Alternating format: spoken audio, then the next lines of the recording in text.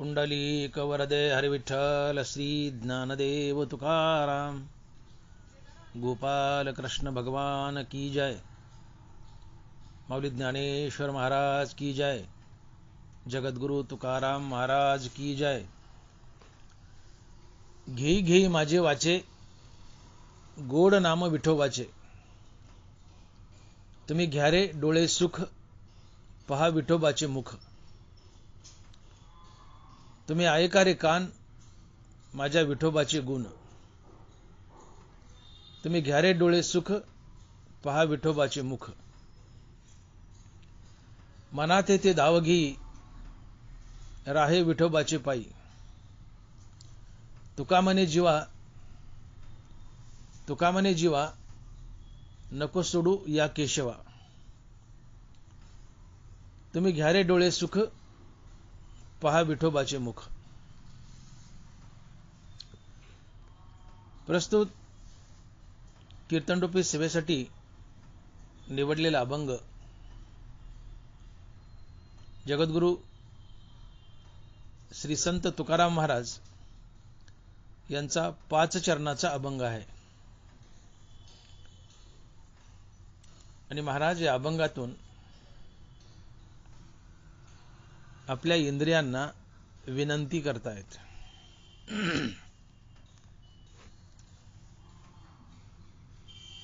की इंद्रियांनो, तुम्ही भगवंताच्या दिशेने वळा। का बरं? इंद्रियांना विनंती करण्याची वेळ महाराजावर का आली किंवा तुमच्या आमच्यावर काय येते? महाराजावर म्हणण्यापेक्षा आपल्यावरच येते। इंद्रियांना विनंती का करावी लागते की तुम्ही भगवंताच्या दिशेने वळा।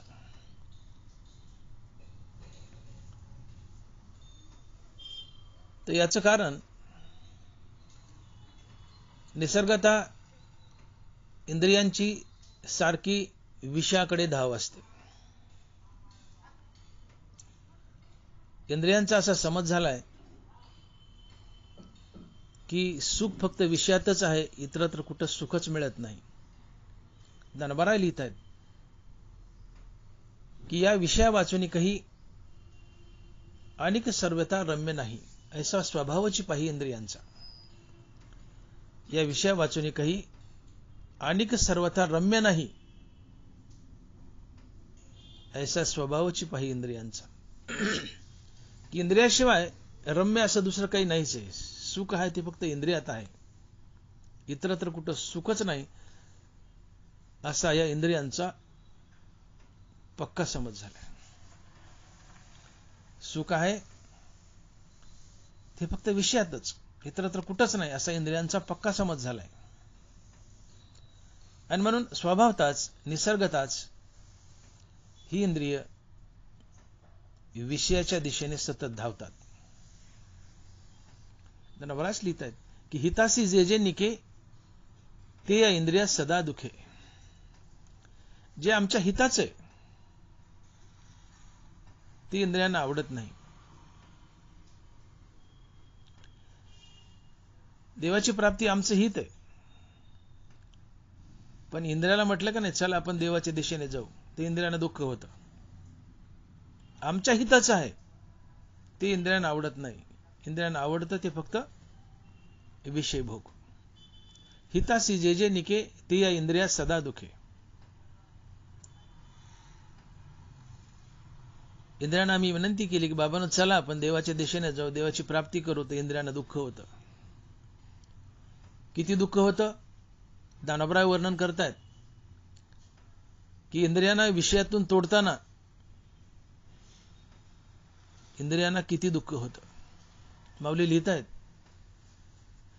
सारसाही बिघडता होय ओव्हावनी वत्स काढिता, नवे भनंगू दवडिता भानावरुणी।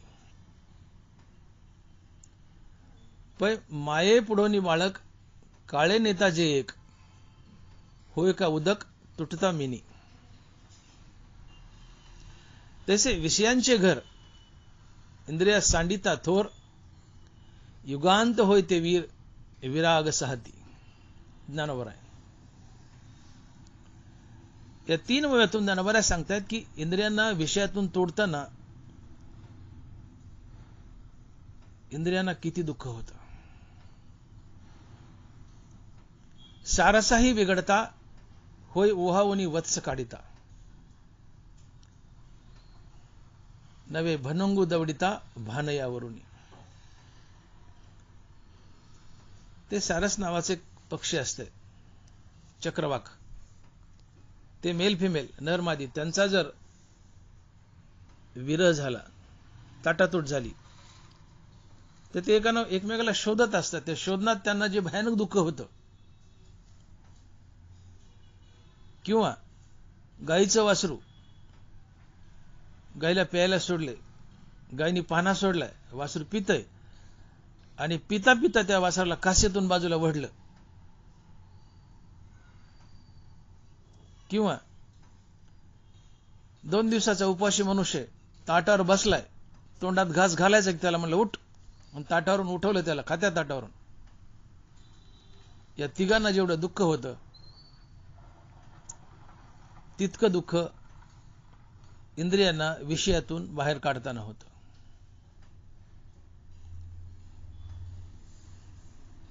हेही 3 दृष्टांत ज्ञानोबांना कमी वाटले. ज्ञानोबा शेवटी 4था दृष्टांत, 4थं उदाहरण देत आहेत की नवे नवे याहीपेक्षा इंद्रियांना अधिक दुःख होतं विषयातून बाहेर काढताना. ते म्हणजे मासा जर पाण्यातून बाहेर काढला तर त्या माशाला जेवढं दुःख होतं तितकं दुःख इंद्रियांना विषयातून बाहेर काढताना होतं. मासा पाण्यातून बाहेर काढला की तडपडतो आणि प्राण सोडतो. मग माशाला पाण्यातून बाहेर काढलं किती दुःख होतंय त्याची कल्पना करता येत नाही. मासा पाण्यातून बाहेर काढला, त्या माशाला जे कमालीचं दुःख होतं तितकं दुःख इंद्रियांना विषयातून बाहेर काढताना होतं. आणि मग जोपर्यंत आम्ही या इंद्रियांना विषयातून बाहेर काढत नाहीत तोपर्यंत आम्हाला भगवंताची प्राप्ती नाही. आणि मग इंद्रियांना जर विषयातून बाहेर काढायचंय, इंद्रियांची प्रिय वस्तू आहे विषय, मग या इंद्रियांना विषयातून बाहेर काढायचंय तर त्यांना विनंतीच करावी लागेल, त्यांचे हातपाय पडावे लागेल. तेव्हा कुठंतरी ते आमचं ऐकलं तर ऐकतील. जसं एखादा मोकार टुकार मुलगा आहे, नेहमी वाईट वागतो, बाप त्या मुलाला झापतो, रागावतो. बाप रागावला की बापाच्या बोलण्याचं वाईट वाटतं, बापाबद्दल द्वेष निर्माण होतो मुलाच्या मनात, मुलगा अजून बिघडतो. मग इथं बापानं काय करायला पाहिजे? मुलगा वाया गेलाय मान्य, पण त्याला रागावण्यापेक्षा, त्याच्यावर क्रोधित होण्यापेक्षा त्याला प्रेमानं चुचकारून समजावून सांगावं, कदाचित तो ठेप्याला येईल. तसं इंद्रियांना आम्ही जर दाबदडप केली, निघा म्हणल्या विषयातून, चला चला देवाच्या दिशेने असं म्हटलं तर कदाचित ते आमचं ऐकणार नाहीत. त्या मुलासारखं जास्त बिघडतील.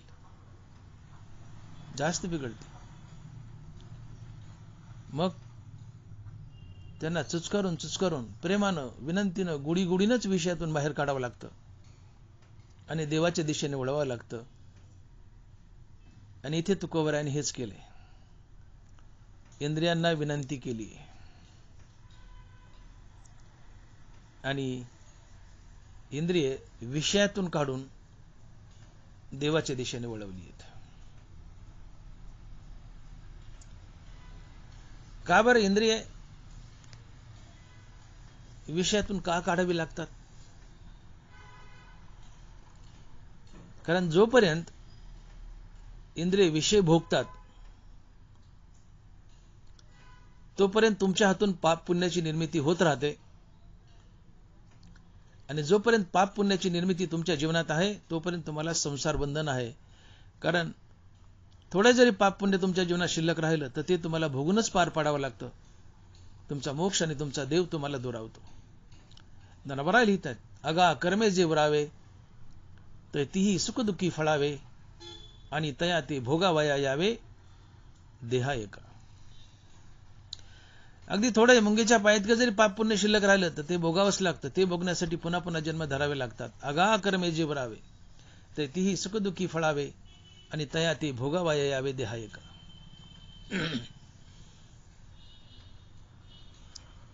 एकूण 5 ज्ञानेंद्रिय. प्रत्येक ज्ञानेंद्रियाचा आपापला स्वतंत्र विषय आहे. कान, नाक, डोळा, जीभ आणि त्वचा ही 5 ज्ञानेंद्रिय आहेत.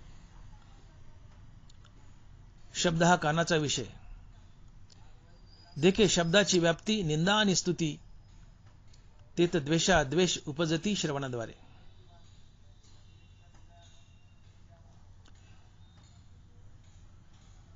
रूप हा डोळ्याचा विषय. भैसूर आणि सुरेख रूपाचे स्वरूप देख जे उपजवी सुखदुःख नेत्रद्वारे. ज्ञानोबा आहे. रूप हा डोळ्याचा विषय. गंध हा नाकाचा विषय. सुगंधो आणि दुर्गंधो हा परिमळाचा भेदू. घ्राणाशु विषादू तोषू देता. गंध हा नाकाचा विषय. स्पर्श हा त्वचेचा विषय. मृदू आणि कठीण स्पर्शाचे 2 गुण जेत वपुचे निसंगे कारण संतोष खेदा. चव हा जिभेचा विषय.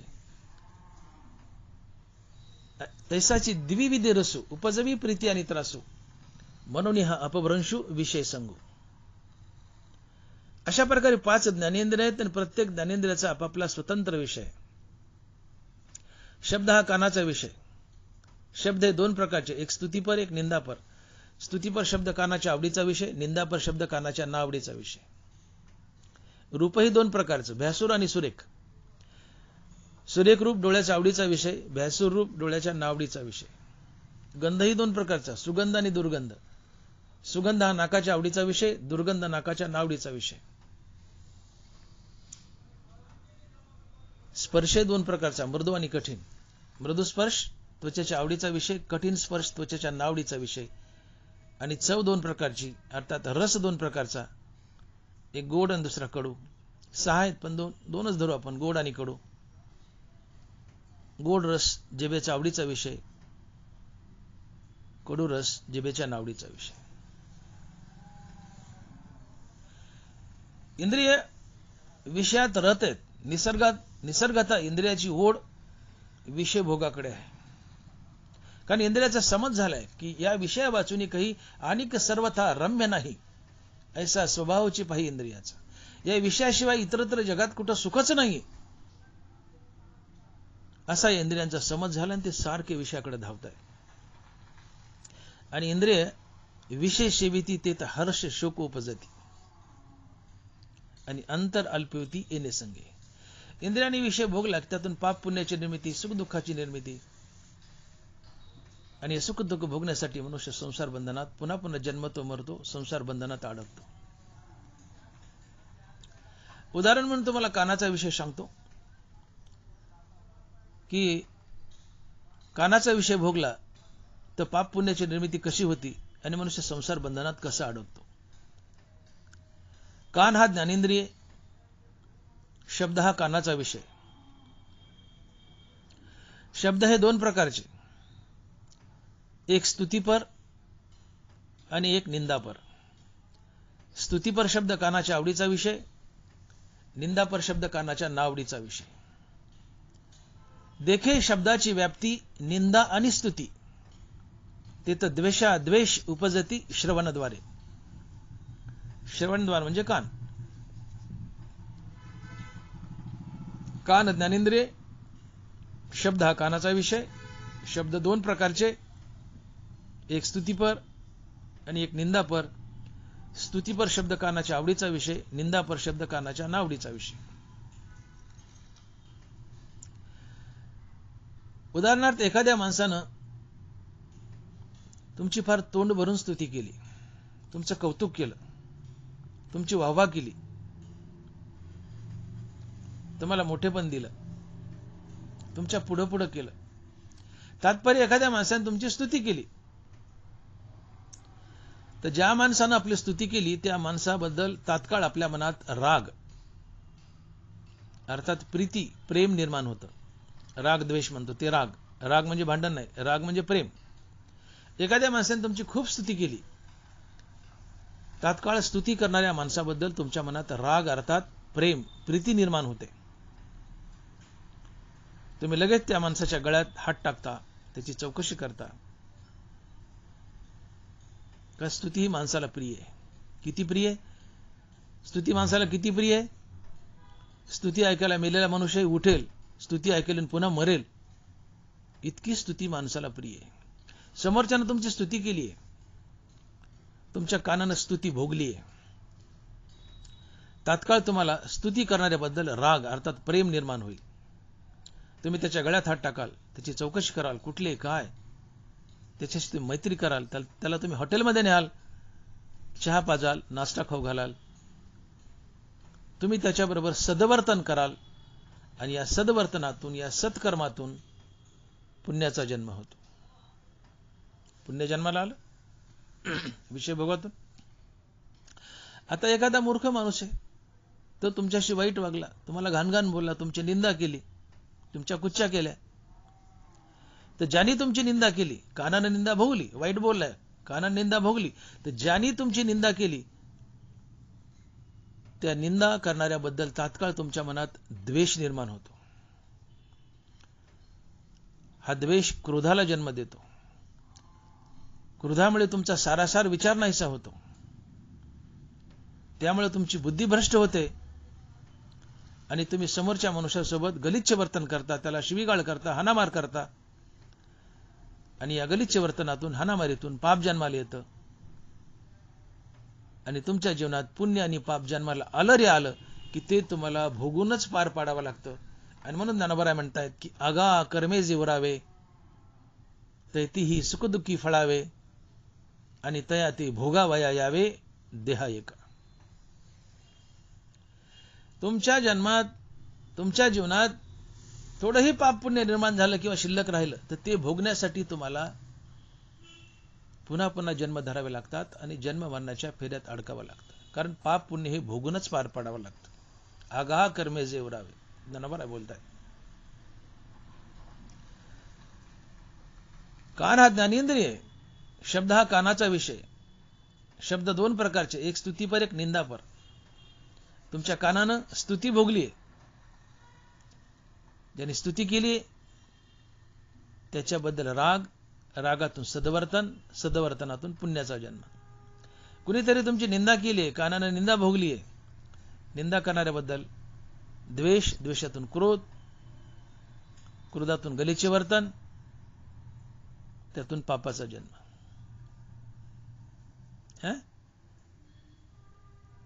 आणि पाप पुण्य म्हणलं की संसार बंधन आलं का पाप पुण्य भोगूनच पार पाडावं लागतं. भगवंत याची साक्ष देत आहेत.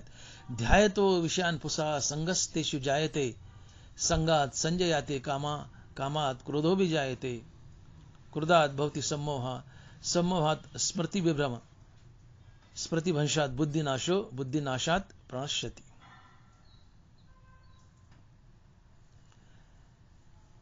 तुम्ही कोणत्याही ज्ञानेंद्रियाचा विषय भोगला की त्यातून रागद्वेष, रागद्वेषातून पुण्यपाप आणि पुण्यपापातून संसार बंधन.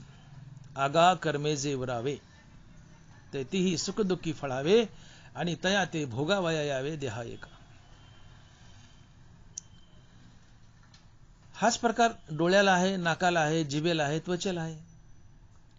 कारण प्रत्येक ज्ञानेंद्रियाला दोन विषय. आता डोळा आहे, रूप हा डोळ्याचा विषय, पण रूप दोन प्रकारचं आहे, एक भ्यासूर आणि एक सुरेख. डोळ्याला सुरेख रूप आवडतं, भ्यासूर रूप आवडत नाही. एखादी सुंदर व्यक्ती तुमच्या समोर आली, तुमचं मन प्रसन्न होतं, तुम्ही अट्रॅक्ट होतात, त्याच्याशी मैत्री करता, सदवर्तन करता, सदवर्तनातून पुण्य. एखादं भ्यासूर घाणेरडं रूप तुमच्या पुढे आलं, किळसवाणी व्यक्ती आली, तुम्हाला विद्विग्न अवस्था प्राप्त होते, तुम्ही त्याचा द्वेष करता, सरक बाजूला, सरक सरक, तुम्ही त्याचा द्वेष करता. तुम्ही द्वेष केला की त्याला क्रोध, क्रोधातून सारासार विचार नाहीसा, बुद्धिभ्रष्ट, तो तुमच्याशी गलिच्छ वर्तन किंवा तुम्ही त्याच्याशी गलिच्छ वर्तन, गलिच्छ वर्तनातून पाप. नाकाचं सुगंध आणि दुर्गंध. सुगंध नाकाच्या आवडीचा विषय, दुर्गंध नाकाच्या नावडीचा विषय. बाजूला माणूस बसलाय, त्याने अत्तराचा बोळा तुमच्या मनगटावर चोळलाय, तुम्ही वास घेतला, तुम्ही म्हणता वाह, सरक अलीकडं. तुम्ही मैत्री करता, सद्वर्तन, सद्वर्तनातून पुण्य, सद्वर्तनातून पुण्य. पण बाजूला बसले ते पादलंय, शब्द गलिच्छ पण सांगायला योग्य आहे. बाजूला बसलेलं पादलंय, त्यांनी तुमच्या नाकाला दुर्गंध दिला, पहिल्याने अत्तरचा सुगंध दिला, मैत्री झाली, सद्वर्तन, पुण्य, सद्वर्तनातून पुण्य. पण बाजूला दुसरं बसलंय, ते पादलंय, त्यांनी दुर्गंध दिलाय, दुर्गंध नाकाच्या नावडीचा विषय. तुम्ही त्याला झापता. हीच वेळ सापडली का? कमी खाता येत नव्हतं का? कचकुलभर खाल्लंस, सारखा पादायलास, डोकं उठलंय, गोठीतून भाडव्या. त्याला घाणघाण बोलले, त्याला दुखवलं, गलिच्छ वर्तन केलं. गलिच्छ वर्तनातून पाप, पाप पुण्यातून संसार बंधन. आता त्वचा घ्या. मग आई असो, पत्नी असो, मृदू स्पर्श माणसाला किंवा त्वचेला आवडतो. पत्नीनं प्रेमानं तुमच्या अंगावर हात फिरवलाय किंवा आईनं प्रेमानं हात फिरवलाय. मृदू स्पर्श त्वचेला आवडतो, कठीण स्पर्श त्वचेला आवडत नाही.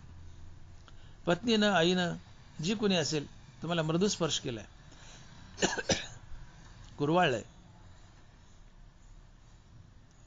तिच्याबद्दल राग, रागातून प्रेम, प्रेमातून सद्वर्तन, सद्वर्तनातून पुण्य.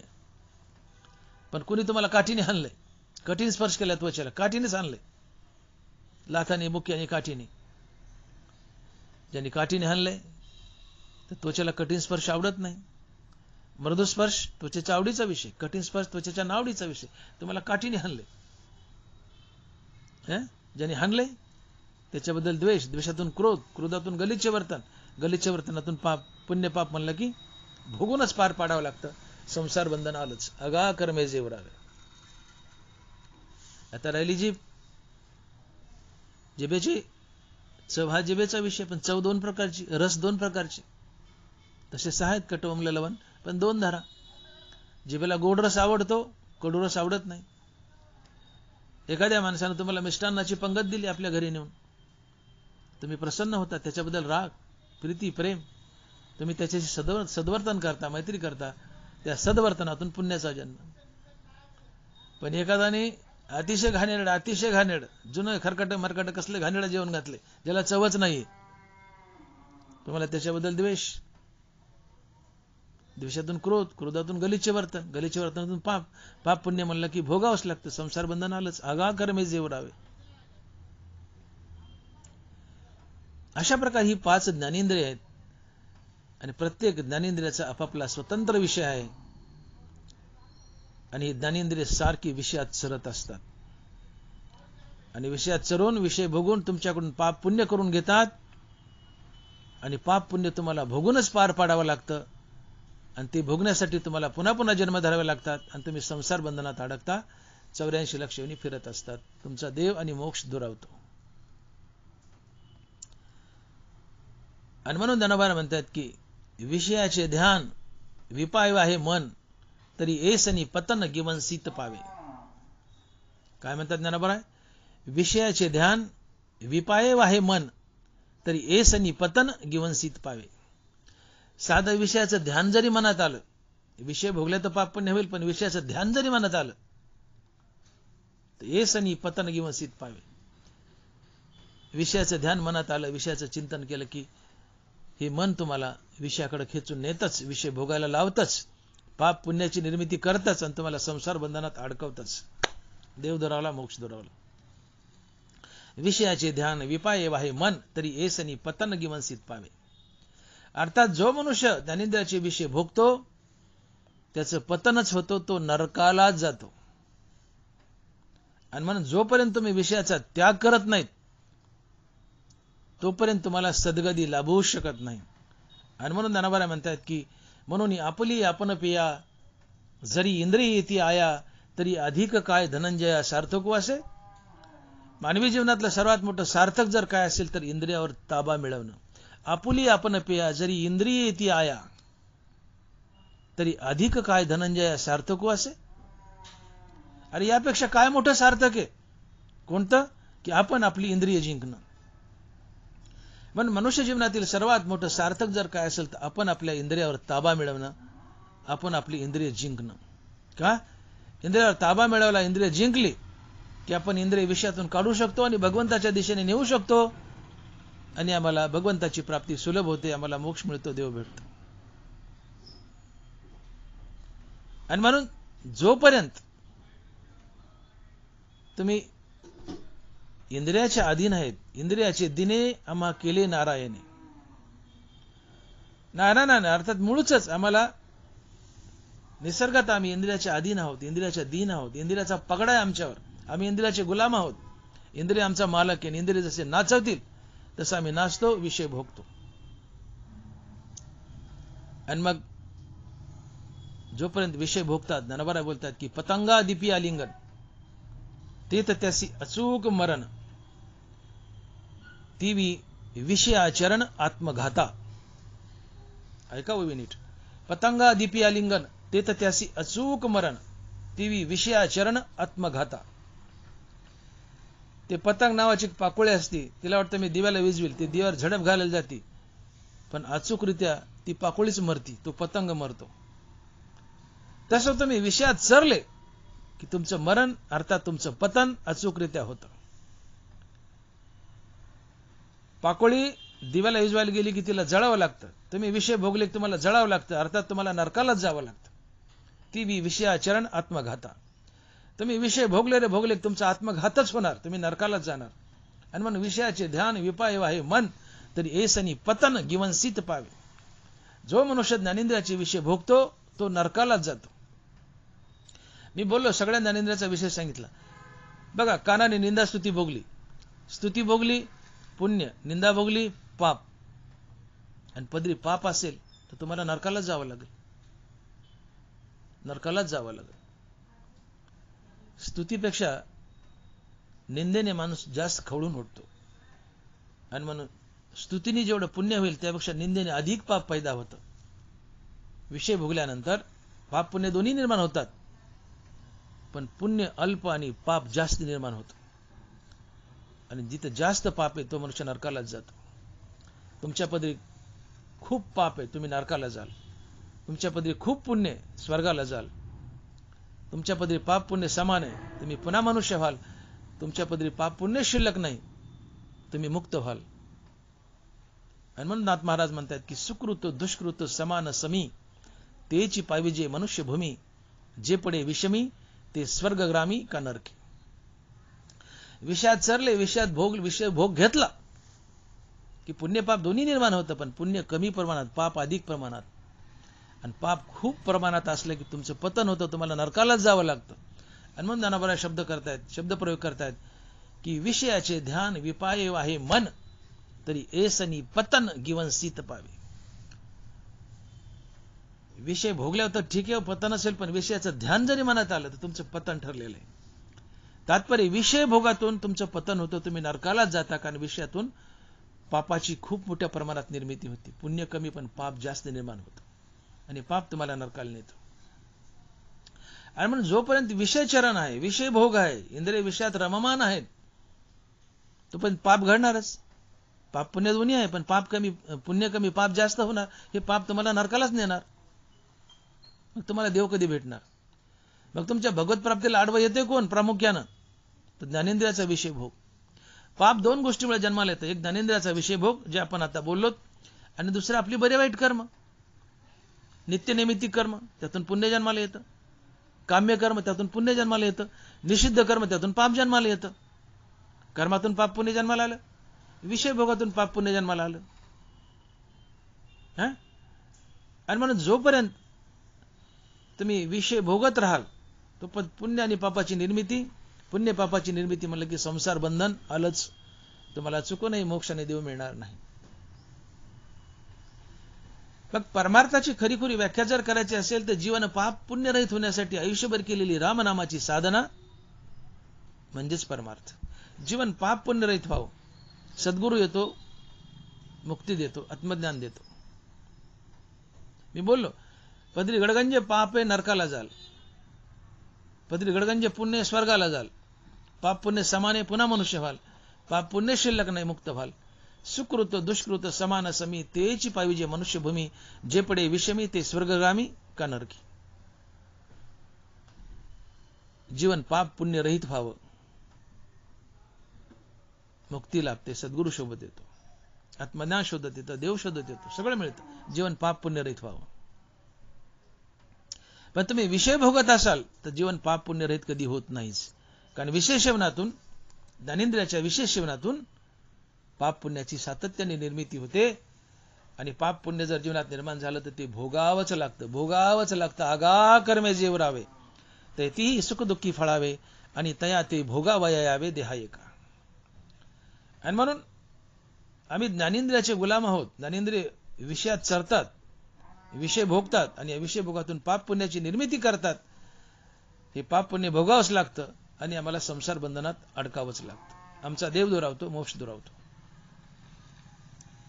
आणि म्हणून की निसर्गता स्वभावता या इंद्रियांना जी विषयाची ओढ आहे, यांना विषयातून काढायचं आणि देवाच्या दिशेने जोडायचे.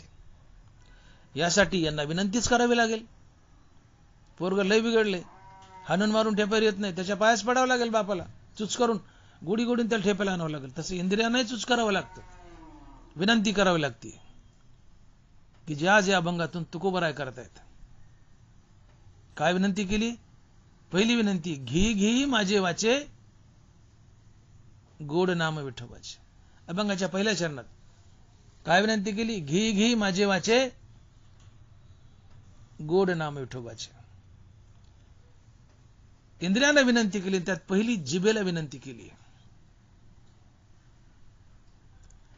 मी बोलून गेलो की इंद्रियांना विषयातून बाहेर काढताना कमालीचं दुःख होतं, कमालीचं दुःख. तो चक्रवाक पक्षी दाम्पत्याचा वियोग झालाय, एकमेकाला शोधतायत, त्यांना जेवढं दुःख होतं, नराबाने उदाहरणं दिली, त्यांना जेवढं दुःख होतं. किंवा गायीच्या कासेतून, पाणवलेली गाय गायीच्या कासेतून पिताना वासरू वडून बाजूला काढलं, त्याला जे दुःख होतं. किंवा एकुलते एक लेकरू आहे आणि काळाने वडून नेलं, आई पडून मरलं, आईला जे दुःख होतं. हे कमी वाटले दृष्टांत. शेवटी महाराज म्हणले की पाण्यातून मासा बाजूला काढला तर त्याला जे दुःख होतं, तितकं दुःख या इंद्रियांना विषयातून बाहेर काढताना होतं. आणि मग हे सहज बाहेर निघतील का? इतकी घन आसक्ती या इंद्रियांना विषयाची, ते सहजासहजी बाहेर निघतील का? आम्ही रागावल्याने बाहेर निघतील का? शक्यच नाही. जसं लाकडं अग्नीला टाकली तर अग्नी जास्त पेटतो, तर यांना आम्ही जर जास्त वाढायचा प्रयत्न केला तर हे पेटून उठतात. जसा इंधने आगी सावावं होय, बरोबर आहे. आणि म्हणून या बलवान इंद्रियांना विषयातून बाहेर काढायचं असेल तर यांना विनवणीच करावं लागेल, यांच्या पायाच पडावं लागेल, यांना हातच जोडावं लागेल, यांना विनंतीच करावं लागेल. आणि ती विनंती तुकोबाराय अभंगाच्या पहिल्या चरणात करतायत आणि म्हणतायत, घी घी माझे वाचे गोड नाम विठोबाचे. इथं काही करायचं नाही, इकडचं दार मोडायचं आणि इकडं पाणी सोडायचं. तुम्ही जर शेतकऱ्याचे लेकर असताल, मी शेतकऱ्याचाच लेकरू आहे, ग्रामीण भागातला आहे, मी शेती केली, सगळं केलंय. इकडचं दार इकडं मोडायचं, इकडचं दार इकडं मोडायचे. उदाहरणार्थ तुम्ही ज्वारीचे दारे धरतायत, एक वसारी भिजली, ते दार बंद करायचं, दुसऱ्या वसारीवर दार मोडायचं.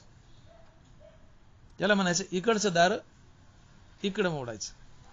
तसं इंद्रिय विषयातून काढायची आणि भगवंताच्या दिशेने वळवायची. पण ही वळवताना इंद्रियांना विनंती करून वळवायची, त्यांच्यावर दादागिरी करायची नाही. ते ऐकत नाहीत, मग ते पेटून उठतात. जसं मी बोललो, जसे इंधने आगी सावा होय, अग्नी लाकडं टाकली होती विजत नाही, जास्त भडकत आहे. इंद्रियावर दादागिरी केली, हे चाल नाही म्हणलं की ते जास्त भडकत. ते म्हणतात असं आहे का? मग त्यांना चुचकारून प्रेमानं पाया पडूनच घ्यावं लागतं, हात जोडूनच आणावं लागतं. म्हणून ही विनंती, घे घे माझे वाचे, घे घे माझे वाचे गोड नाम विठोबाचे. हे जिभे, महाराज म्हणतात, हे जिभे, अगं काय काय विषयात पडले त्या, 5 ज्ञानेंद्रिय 5 विषय आहेत, काय पडले की त्यात? तू ये ना, बघ ना, माझ्या विठ्ठलाचं नाव सुद्धा किती गोड आहे, बघ ना घेऊन तू. तुला विषय आवडतात ना बाई, हरकत नाही, पण एखाद्या वेळेस ये ना ग इकडं, एकदा माझ्या विठ्ठलाचं नाव घेऊन बघ, अशी तिला विनंती करावी लागते. आणि तेव्हा ती जी पटते, आपण नाही का म्हणतो ते माणूस पटला, आता ती पटली म्हणत नाही मी, पण माणूस पटला एवढं म्हणतो, तेव्हा एखादा मनुष्य पटतो. तशी ती जीभ आपल्याला पटते, तिला हातपाय पडल्या विनंती केल्यावर, ये ना ग बाई, काय त्या विषयातच लय मजा आहे ग. तिला म्हणलं नाही, जिबे बेशरम, काय त्या विषयात चर्चे का, चलो माघारी, हे देवाकडं. ती म्हणते असं वय, तुझ्याकडे बघते. तिला जास्त जोर येतो, ती जास्त विषयात जाते. मग तिला हात जोडायचे, बाई जिबे माय, जिब ताई, थोडं या ना आमच्या पांडुरंगाकडं, आमच्या विठ्ठलाचं नाव सुद्धा फार गोड आहे, एकदा घेऊन बघा ना. आणि मन महाराज म्हणतात की घे घे माझे वाचे, गोड नाम विठोबाचे. हे जिबे ये ना ग, बघ ना माझ्या विठ्ठलाचं नाव घेऊन, किती गोड आहे, तुला आवडेल बघ. अशी विनंती केल्या कुठं एखाद्या वेळेस जीभ आमच्या ऐकण्यात येते आणि देवाच्या दिशेने वळते, मग विठ्ठलाचं नाव घेऊ लागते. पहिली विनंती जिभेला केली. जीभ हा सर्वात बलवान ज्ञानेंद्रिय आहे. जिभेचे 2, बाकीच्या ज्ञानेंद्रियांना एकच कार्य, त्वचेला एकच आहे, स्पर्श आहे.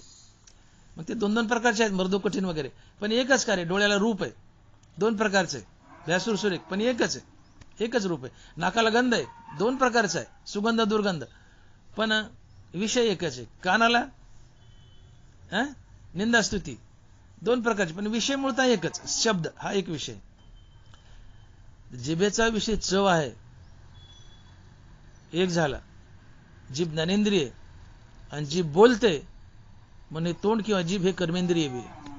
जिभेचा डबल रोल आहे. जीभ ज्ञानेंद्रिय आहे आणि कर्मेंद्रिय आहे. जीभ चव घेते म्हणून ज्ञानेंद्रिय आहे, जीभ बोलते म्हणून कर्मेंद्रिय आहे. तोंड कर्मेंद्रिय आहे म्हणजे जीभच आहे.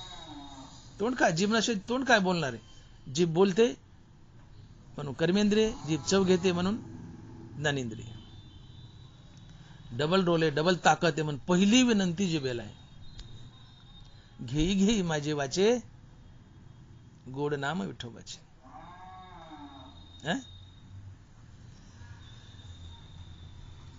जगामध्ये जास्त पाप जर कोण करत असेल तर ती जीभ आहे. बाकीचे इंद्रिय पाप करतातच विषय भोगातून, पण जास्त पाप जीभ करते. आणि जितकं जास्त पाप तितकं जास्त संसार बंधन. आणि म्हणून महाराजांनी पहिली विनंती जिभेला गेली की जिभे माय, ये ना ग आमच्याकडे, घे की आमच्या विठ्ठलाचं नाव. जिभेला गुलवलंय, कारण जीभ ताब्यात आली की 90% पाप ताब्यात येतं, आणि 10% राहिलं काय बाकीचे इंद्रिय मग गुलवता येतील, पण जीभ लय ताकदवाने जास्त पाप करते.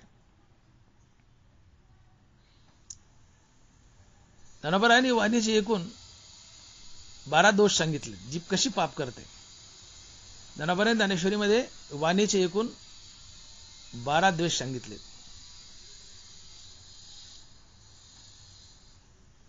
विरोधू वादबळू, प्राणी ताप ढाळू, उपहास छळू, वर्मस्पर्शू, आटू वेगू विंदानू, आशा शंका प्रतारणू, हे संन्यासिले अवगुणू जी आवाचा.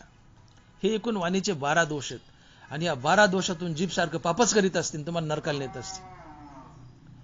विरोधू वादबळू, विरोधात्मक बोलायचं, विनाकारण विरोध.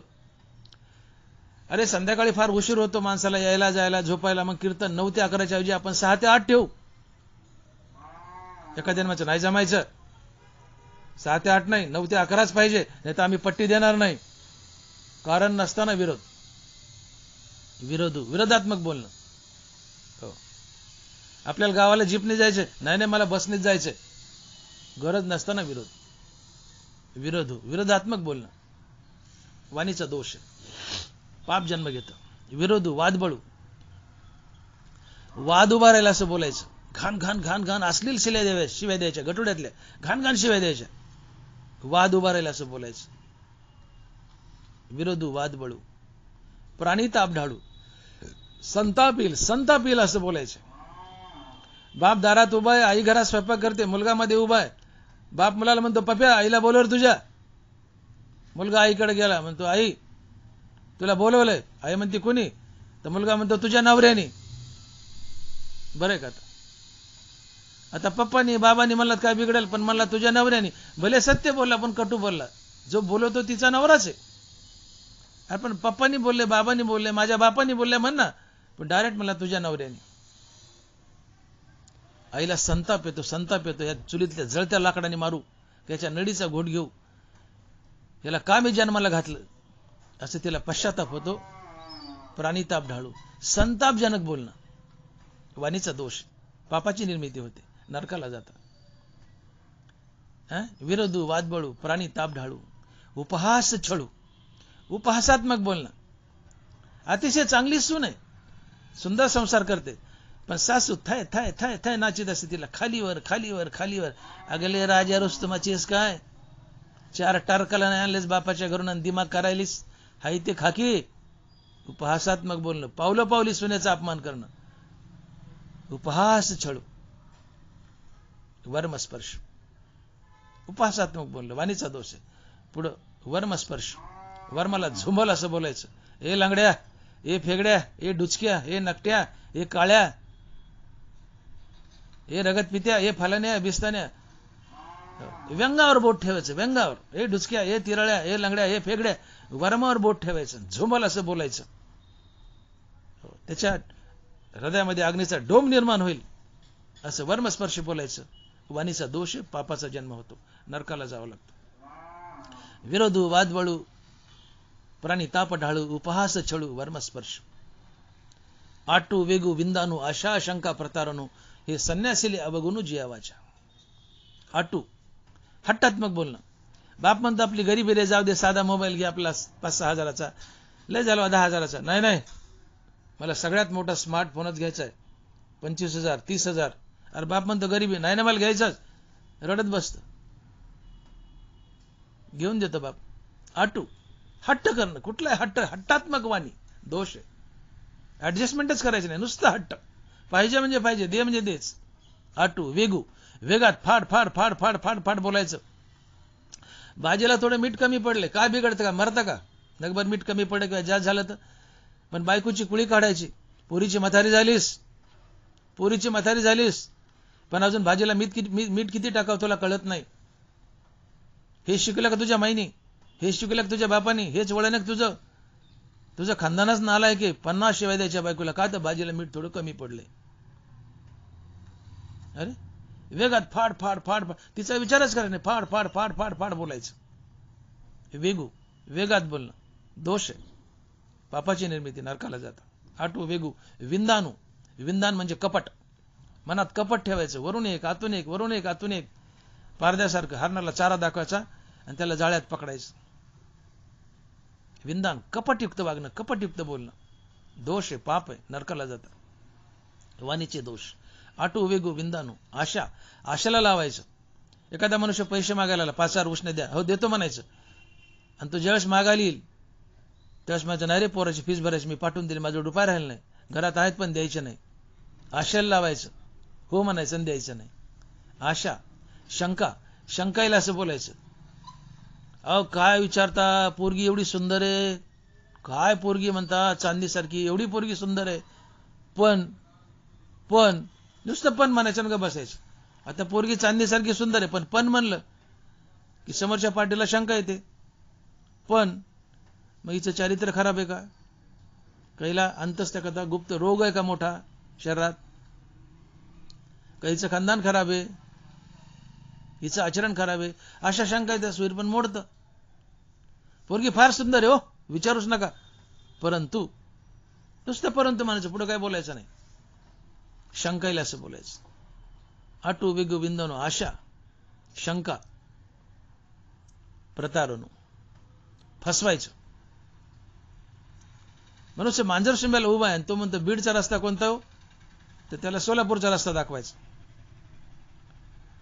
तो विचारतो बीडचा रस्ता कोणता आहे, पण त्याला सोलापूरचा रस्ता दाखवायचा. प्रतारणा करायची, फसवायचं, विरुद्ध दिशेला पाठवायचं. अशा प्रकारे एकूण 12 ज्ञानशीत वर्ण आहेत, वाणीचे 12 दोष आहेत. आणि या वाणीच्या प्रत्येक 12 दोषातून भरभरून पाप निघतं, ते पाप तुम्हाला नरकाला नेतं. आणि म्हणून तुकोबाराने पहिली विनंती जिभेला केली, घेई घेई माझे वाचे गोड नाम विठवाचे. हे जिभे माय, हे जिभे ताई. तिला माय म्हणलाय, ताई म्हटलंय, विनवणी केली तिची. हे जिभे माई, इथं माय ताई म्हटले नाही, पण तिची विनवणीच केली. हे जिभे माई, हे ताई, हे जिभ माय, एक माय माझ्या विठ्ठलाचं नाव घे. विनंती आहे. चाटळे जीभ. मी म्हणतो माणसाला जीभ नसती तर मनुष्य सर्वात सुखी राहिला असता. मनुष्य दुःखी तो जिभेमुळे.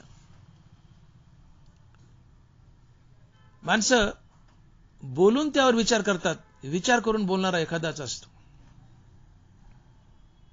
माणसाने विचार करून बोलावं. मनुष्य विचार करून बोलत नाही म्हणून भांडणं होतात. शब्द शस्त्रासारखे असतात, करवतीसारखे असतात, काळीच कापतात. मारल्याला वळ बुजतं पण बोलल्याला वळ बुजत नाही. आपल्याकडे मन आहे. जीभ सर्वात भारी. एकदा जिभेचं आणि दाताचं भांडण लागलं. दात भूषणात आले. ते म्हणले, जिभे आम्ही 32 आहेत, तुझ्यावर तुटून पडलो, तुझा क्षमा करू. जीभ म्हणली, असं का? बर, दाखवू का तुम्हाला? दात म्हणले, दाखव. अगं तू काय लवचिक मांसकांडाची, तुझी काय कथा आहे का? आम्ही दात हाडकासारखे निबत कचा कचा चावून तुझा भुगा करू. जीभ म्हणली, बरं दाखवू का? जीभ म्हणली, मी समोरच्या माणसाला एक जर शिवी दिली, समोरच्या माणसाला एक जर शिवी दिली आणि त्यांनी ठोका टाकला, तुम्ही 32च्या 32 आउट. एका ठोक्यात आउट. कोण भारी, जीभ का दात? एकटी जीभ 32 दाताला भारी आहे. आणि म्हणून जीभ सर्वात जास्त पाप करते. जिभेला आवर घाला. साचे आणि मवाळ मितुले परी सरळ, शब्द जैसे कल्लोळ अमृताचे. दानोबार. वाणी रसाळ असावी, मधुर असावी, गोड असावी. पण आमच्यापाशी वाणीचे दोष आहेत 12. ते दोष आम्ही सातत्यानं करतो. वाणीचे दोष पापाचे भागीदार होतो, नरकाला जातो. इंद्रिय बलवान असतात.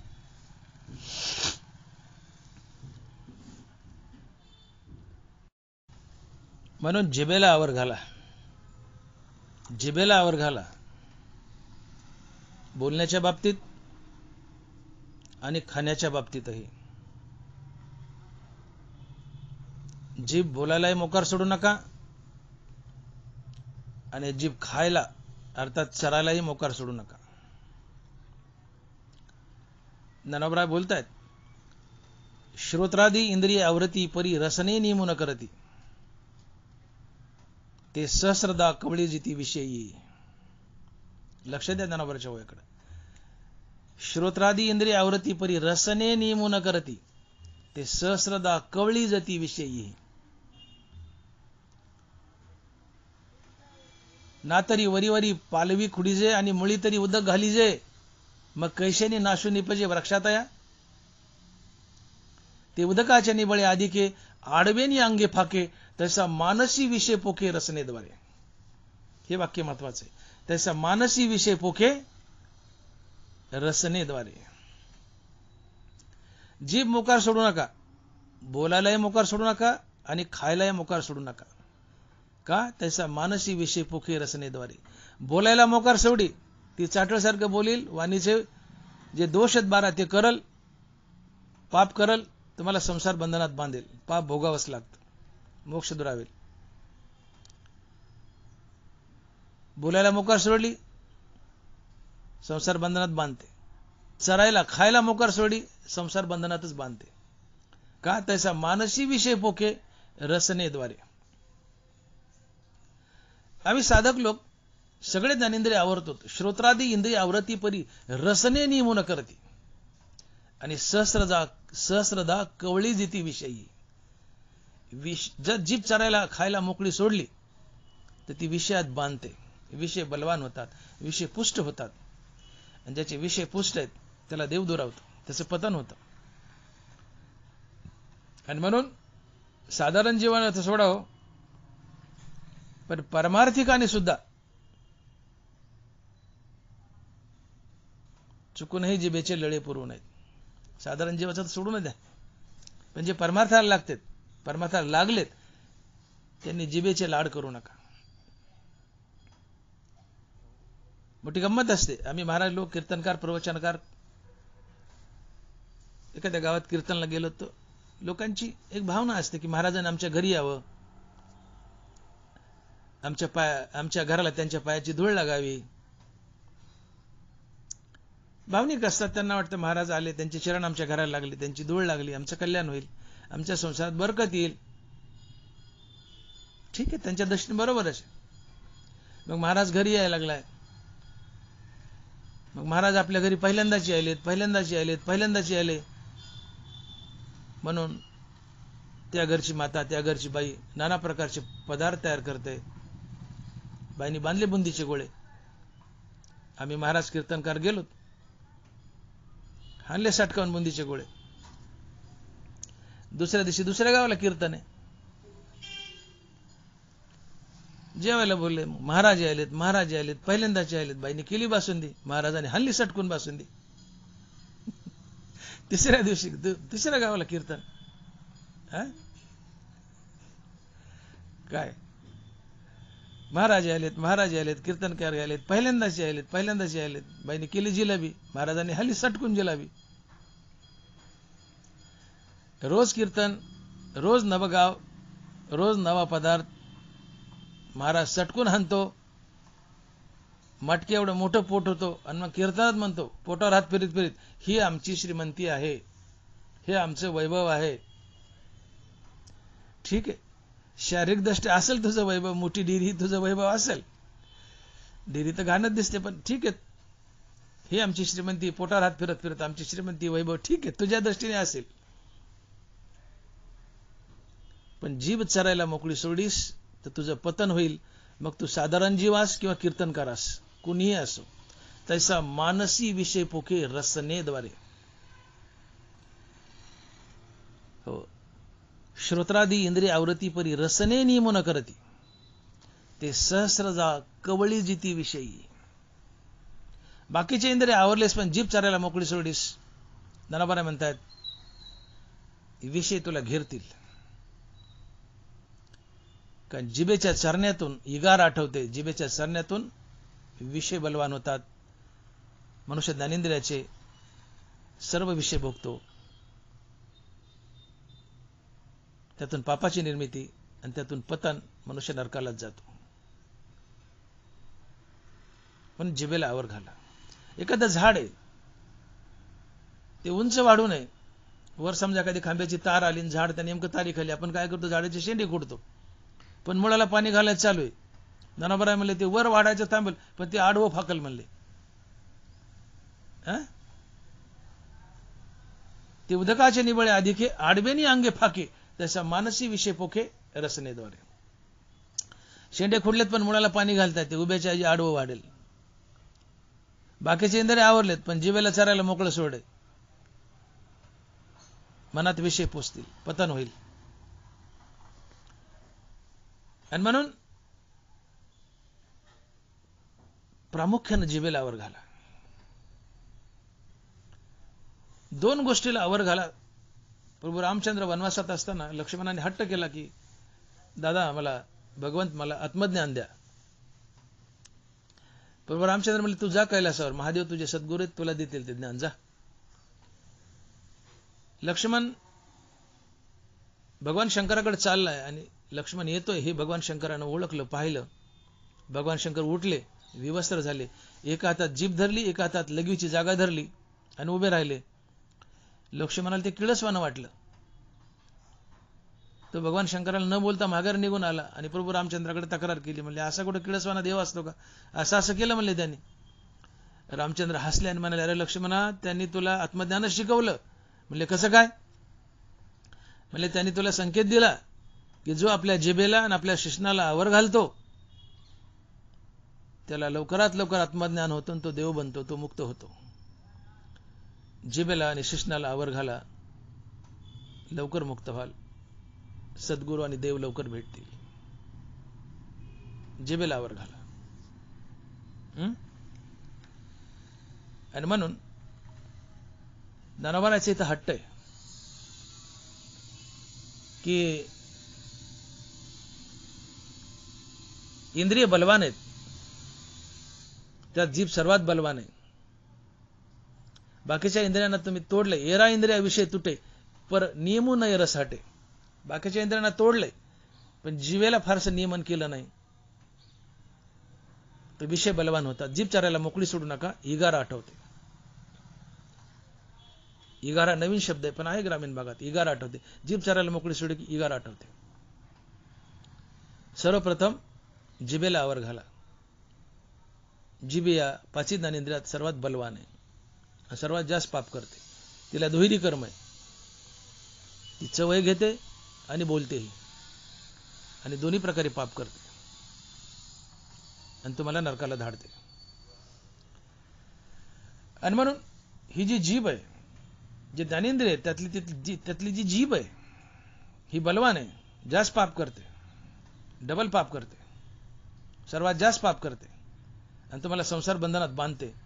आणि म्हणून या जिभेला पहिली विनंती केली तुकोबारायने की घे घेई माझे वाचे गोड नाम विठोबाचे. घे घे माझे वाचे गोड नाम विठोबाचे. हे जिभे, तू विषयात रहतेस, विषय भोगतेस, पण तिला विनंती केली की माय जिभे एकदा येऊन बघ ना, आमच्या विठ्ठलाचं नाव घेऊन बघ ना, एकदा घेऊन तर बघ, तुला आवडते का? आणि मग जीभ विनंती केल्यावर, तिच्या दादागिरी करायची नाही, तिला विनंती केल्यावर, विनवणी केल्यावर ती येते आणि विठ्ठलाचं नाव घेते. आणि विठ्ठलाचं नाव घेतलं की तिला हळूहळू कळतं की विठ्ठलाच्या नामातही गोडी आहे. मग मी विषयाकडे का धावते? मग ज्ञानोबा म्हणतात की जे जे का निमित्त देखेल माझे सुख, ते तुले अरोचक विषय घेईल. जीभ एकदा विनंती करून भगवंताकडे आणली आणि विठ्ठल नाम घेऊ लागली की तिला कळतं की विठ्ठल नामातही गोडी आहे, विठ्ठल नामातही गोडी आहे आणि सर्वात जास्त गोडी आहे. आणि मग ती म्हणते रामरसाचे चवी आनरस रुचती केवी, रामरसाचे चवी आनरस रुचती केवी. मग ही जीभच म्हणते, जी विषयात चरत होती ती आता इकडे आली, विठ्ठल नाम गेली आणि तिला विठ्ठल नामातही गोडी आहे कळालंय. ती विठ्ठल नामाला चटावली की तीच जीभ म्हणते मग रामरसाचे चवी आनरस रुचती केवी. आता तीच जीभ म्हणते की रामरसासारखं चवदार तर काही नाही, सगळ्यात चवदार आहे. आणि म्हणून आपल्या जिभेला आपण प्रश्न करावा की जिभे, अनंत काळापासून अनंत येवनीत मी फिरत आलोय आणि जिभे तू माझ्या सोबत आहेस, प्रत्येक येवनीत काही ना काही खात आलीस, तर या सगळ्या येवनीतलं तुला सगळ्यात जास्त गोड काय लागलं? तर आमच्या जिभेने म्हणावं की मनुष्य येवनीतलं रामनाम मला सगळ्यात गोड लागलं. रामरसाची चवी आनरस रुचती केवी. रामरस, मनुष्य येवनीतला रामरस अर्थात रामनाम मला सर्वात गोड लागलं. हे आमरस सुधारस हे फडतूस आहेत रामरसापुढे. सर्वात गोड रामरस आहे. रामरसाची चवी आनरस रुचती केवी. ही जीभच म्हणते मग रामरस सर्वात गोड आहे. आणि एकदा रामरसाची गोड लागली मग ज्ञानोबा म्हणतात की जे जे का निमित्त देखेल माझे सुख, ते तुले अरोचक विषय घेईल. विठ्ठल नामात, रामनामातही गोडी जिभेला कळाली की ती रामनामाला, विठ्ठल नामाला चटावेल आणि तिला विषयाचा, संसाराचा तिटकारा येईल. आणि विषयाचा, संसाराचा तिटकारा येणं हे वैराग्य असते. वैराग्यानं देव भेटतो. ते हे विषय वैराग्य, जे आत्मलाभाचे भाग्य येणे ब्रह्मानंदा योग्य जीव होती. आणि मग जसा शरद कालू गे सरिता ओहटू लागे, तसे चित्त काढेल वेगे प्रपंचोनी. जसे भोगातून निघता चित्त मज माझी रिगता, हळूहळू पंडू सुता मीची होसी, मीची होसी. आणि मग जिभेला कळालं, जीभ हळूहळू विठ्ठल नाम घेऊ लागली. तिला कळालं की विठ्ठल नामात खरंच गोडी आहे, सगळ्यात जास्त गोडी. ती विठ्ठल नामाला चटावते. तिला संसाराचा, विषयाचा तिटकारा येतो. शरद ऋतू आला जशा नद्या आटू लागतात, मग आपलं चित्त प्रपंचाला आटू लागतं. चित्त प्रपंचाला आटणं, विषयाला आटणं हे वैराग्य असतं. वैराग्यानं देव भेटतो. आणि मग हीच जीभ हरिनाम घेऊ लागली. तिला हरिनामात, विठ्ठल नामात गोडी कळालं. तिला विठ्ठल नामाची चटक लागते. विषयाचा, संसाराचा तिटकारा येतो आणि ती पांडुरंगाच्या दिशेने वाटचाल करते तुमच्या चित्ताला घेऊन. आणि मग हे चित्त पांडुरंगात प्रवेश करतं आणि हळूहळू शेवटी पांडुरंग स्वरूपच बनतं. शेवटी पांडुरंग स्वरूपच बनतं. हा मोक्ष असतो. नराचा नारायण बनणं असतं. ही मजल आम्हाला गाठायची. आणि म्हणून जिभेला आवर घाला. जीभ चरायला मोकळी सोडू नका. साधारण जीवानी ठीक आहे, त्यांचा विचारच करू नका. जे परमार्थी काय त्यांनी तरी कमीत कमी जीभ चरायला मोकळी सोडू नये. आपल्या जीवाला बोलण्याच्या दृष्टीतून लगाम द्यावा आणि चरायला मोकळी सोडू नये. परमार्थ लवकर सफल होईल. जीभ बोलायला मोकळी सोडली, ती चाटरसारखी काही बोलेल, पापच करेल, तुम्हाला नरकाला नेईल. चरायला मोकळी सोडली, विषय पोचतील, पापच करील, तुम्हाला नरकाला नेईल. आणि म्हणून जिभेला आवर घाला दोन्ही दृष्टीने, चरण्याच्या दृष्टीतून अर्थात खाण्याच्या दृष्टीतून आणि बोलण्याच्या दृष्टीतून. या दोन्ही गोष्टीतून जीभ सर्वात जास्त पाप करते आणि तुम्हाला जन्ममरणाच्या फेऱ्यात बांधते, देव दुरावतो. आणि म्हणून तुकोबाराची पहिली विनंती जिभेला आहे की घे घे माझे वाचे गोड नाम विठोबाचे. इथं तुकोबारांनी ज्ञानेंद्रियांना जिभेला निरोध केला नाही किंवा बंधन केलं नाही, अडकवलं नाही. महत्वाचा मुद्दा लक्षात घ्या. तुकोबारांनी हट्ट केला नाही, जबरदस्ती केली नाही, दादागिरी केली नाही किंवा जिभेला विषयातून तोडलं नाही. तोडायचं नाही इंद्रियांना.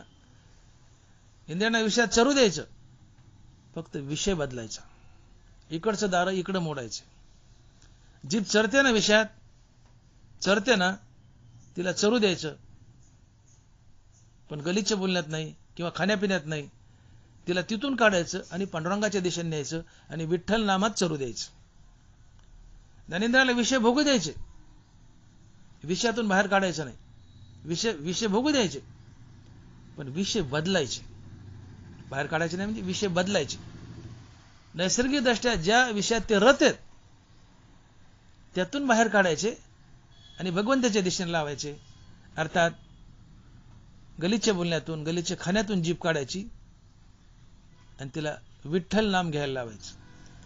विषयातच राहू द्यायची, पण विषय बदलायचा. विषय बदलायचा. वाईट बोलण्यातून काढायची आणि विठ्ठल नाम घेण्याकडे लावायची. नजरे बदली, निगाहे बदली. नजरे बदली, निगाहे बदली. दारं मोडायचे इकडचे इकडं. आणि म्हणून इंद्रियांना विषयातून परावृत्त करू नका, एकदम बाहेर काढू नका. इंद्रिय बी हट्टी आहेत, बलवान आहेत. हो, तीही की जी ती कासावीसी. या इंद्रियाची प्रौढी ऐसी, तीही की जी ती कासावसी. जशी मंत्रज्ञाते विवसी भुलवी गा. बलवान आहेत ते. विषयाच्या रूपाने येतात, तुम्हाला विषयात ओढतात, झुकांडा मारतात. जे मना सदा मुठी धरून राहते. अभ्यासाची ताटी, यमनियमाची ताटी, अभ्यासाची घरटी, जे सदा मना मुठी धरून राहती, तीही की जी ती कासावीसी. या इंद्रियाची प्रौढी ऐसी, जसा मांत्रिकाते विवसी भुलवी गा. हडळ जसे मांत्रिकाला भुलवते, चकडा मारून निघून जाते, तसे इंद्रिय तुम्हाला भुलवतात, भुरळ पाडतात, रिद्धिसिद्धीच्या निमित्ताने येतात. हे विषय कैसे पावती रिद्धिसिद्धीचे निमित्ते. आणि मग या रिद्धिसिद्धीच्या चमत्कारात तुम्ही अडकता आणि शेवटी विषयातच अडकता आणि पतन करून घेता. इंद्रिय बलवान आहेत, त्यांच्यावर दादागिरी करू नका. जसं मी बोललो की अग्नीला लाकडं टाकले, अग्नी विजत नाही, भडकाव जास्त पेटते, भडकाव होतो.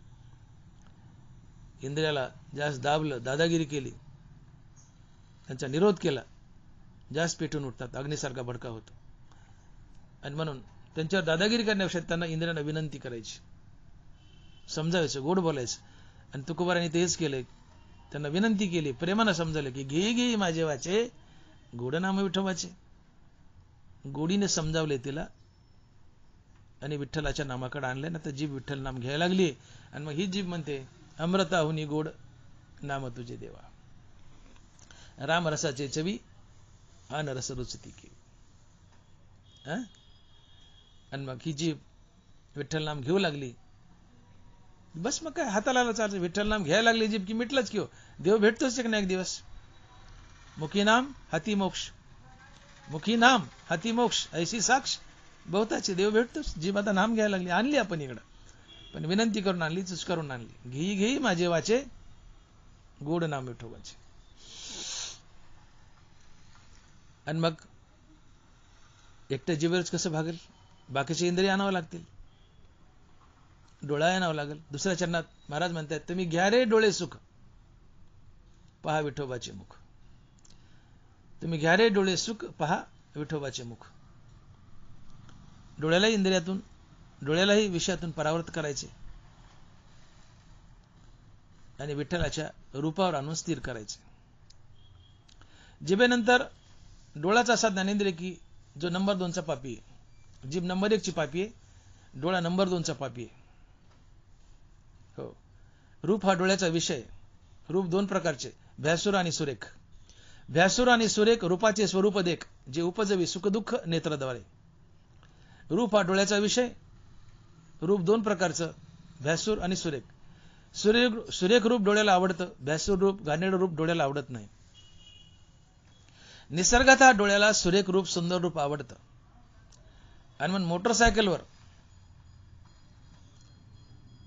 पतीच्या मागे एखादी सुंदर तरुणी, सुंदर पत्नी बसून चालली असेल, ती विवाहित आहे, लग्न झालेली आहे, ती पत्नी आहे कोणाची तरी, पण देखणी आहे, पण तरी डोळा पाप करतो आणि तिच्याकडे वळवळ बघतो. माणसं मोटरसायकलवर एखादी सुंदर बाई चालली तर तिच्याकडे वळवळ बघतात. डोळे पाप करतात. अरे ती मॅरिड आहे, नवऱ्याच्या मागे बसली, कशाला पाप करतो, पण डोळे पाप करतात. कारण निसर्गात डोळ्याला रूप न्याहाळायला आवडतं. ही रूपाची ताकद आहे. पण ते पापच आहे. तुम्ही वाईट नजरेने पाहता तिच्याकडे, हे पापच आहे. पराया नारी आम्हा रखमाई समान, वमनाहुनी धन निचमानी. परद्रव्य परणारी यांचा धरी विटाळ. तुम्ही निहाळता, पापच आहे. डोळा पाप करतो आणि तुम्हाला नरकाला नेतो. आणि मग बघा ना, एखाद्या ऑफिसमध्ये उदाहरणार्थ एखादा साहेब आहे मोठा आणि कशी पार्शलिटी असते. एखादी सुंदर देखणी तरुणी मुलगी, अनमॅरिड देखणी तरुण मुलगी एखाद्या ऑफिसरकडे नोकरी मागायला गेली. त्या ऑफिसरच्या तोंडातून लाळ टपकते. ती रूपाची ताकद आहे. प्रथमतः तो ऑफिसर त्या बाईला, त्या मुलीला निहाळतो, अपाद मस्तक निहाळतो आणि तिच्याशी इतक्या प्रेमाने पेश येतो. कोण आपण मॅडम, कुणीकडे आल्या, काय काम काढलं, अतिशय गोड बोलतो. कारण डोळ्याला रूप आवडतं. आणि मग त्या माणसाला त्या तरुण मुलीबद्दल राग अर्थात प्रेम निर्माण होतं. या ना, बसा ना, आपण कोण. सर म्हणते मी नोकरी मागायला आले. बरोबर देऊ ना सर, कोणती नोकरी देणार. अहो तुम्ही मागाल ते देऊ. काय नोकरीचा दुष्काळ, ते मागावी आम्ही द्यावी, मागाल ते देऊ. डोळ्याने सुरेख रूप पाहिले, मनात पाप आले. आणि डोळ्याने सुरेख रूप पाहिले, त्या स्त्रीबद्दल ऑफिसरच्या मनात पाप आले. डोळे पाप करतात. तिच्याशी सद्वर्तन केलंय, सद्वर्तन पुण्यात जन्म झालाय मान्य आहे, पण हे पापच आहे की. तिच्याबद्दल वाईट भावना ठेवली, हे पापच आहे. तेच एखादी भ्यासूर, कुरूप, अतिशय घाणेरडी, उबडधोबड गलिच्छ मुलगी आली नोकरी मागायली.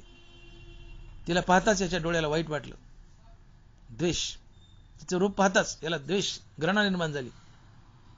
आणि ती नोकरीचा विषय काढला. काय बापाची पेंड आहे का, खजिना आहे का माझ्यापाशी, का खाणे नोकरीची, चला निघा येतो, नोकरी वगैरे काही नाही.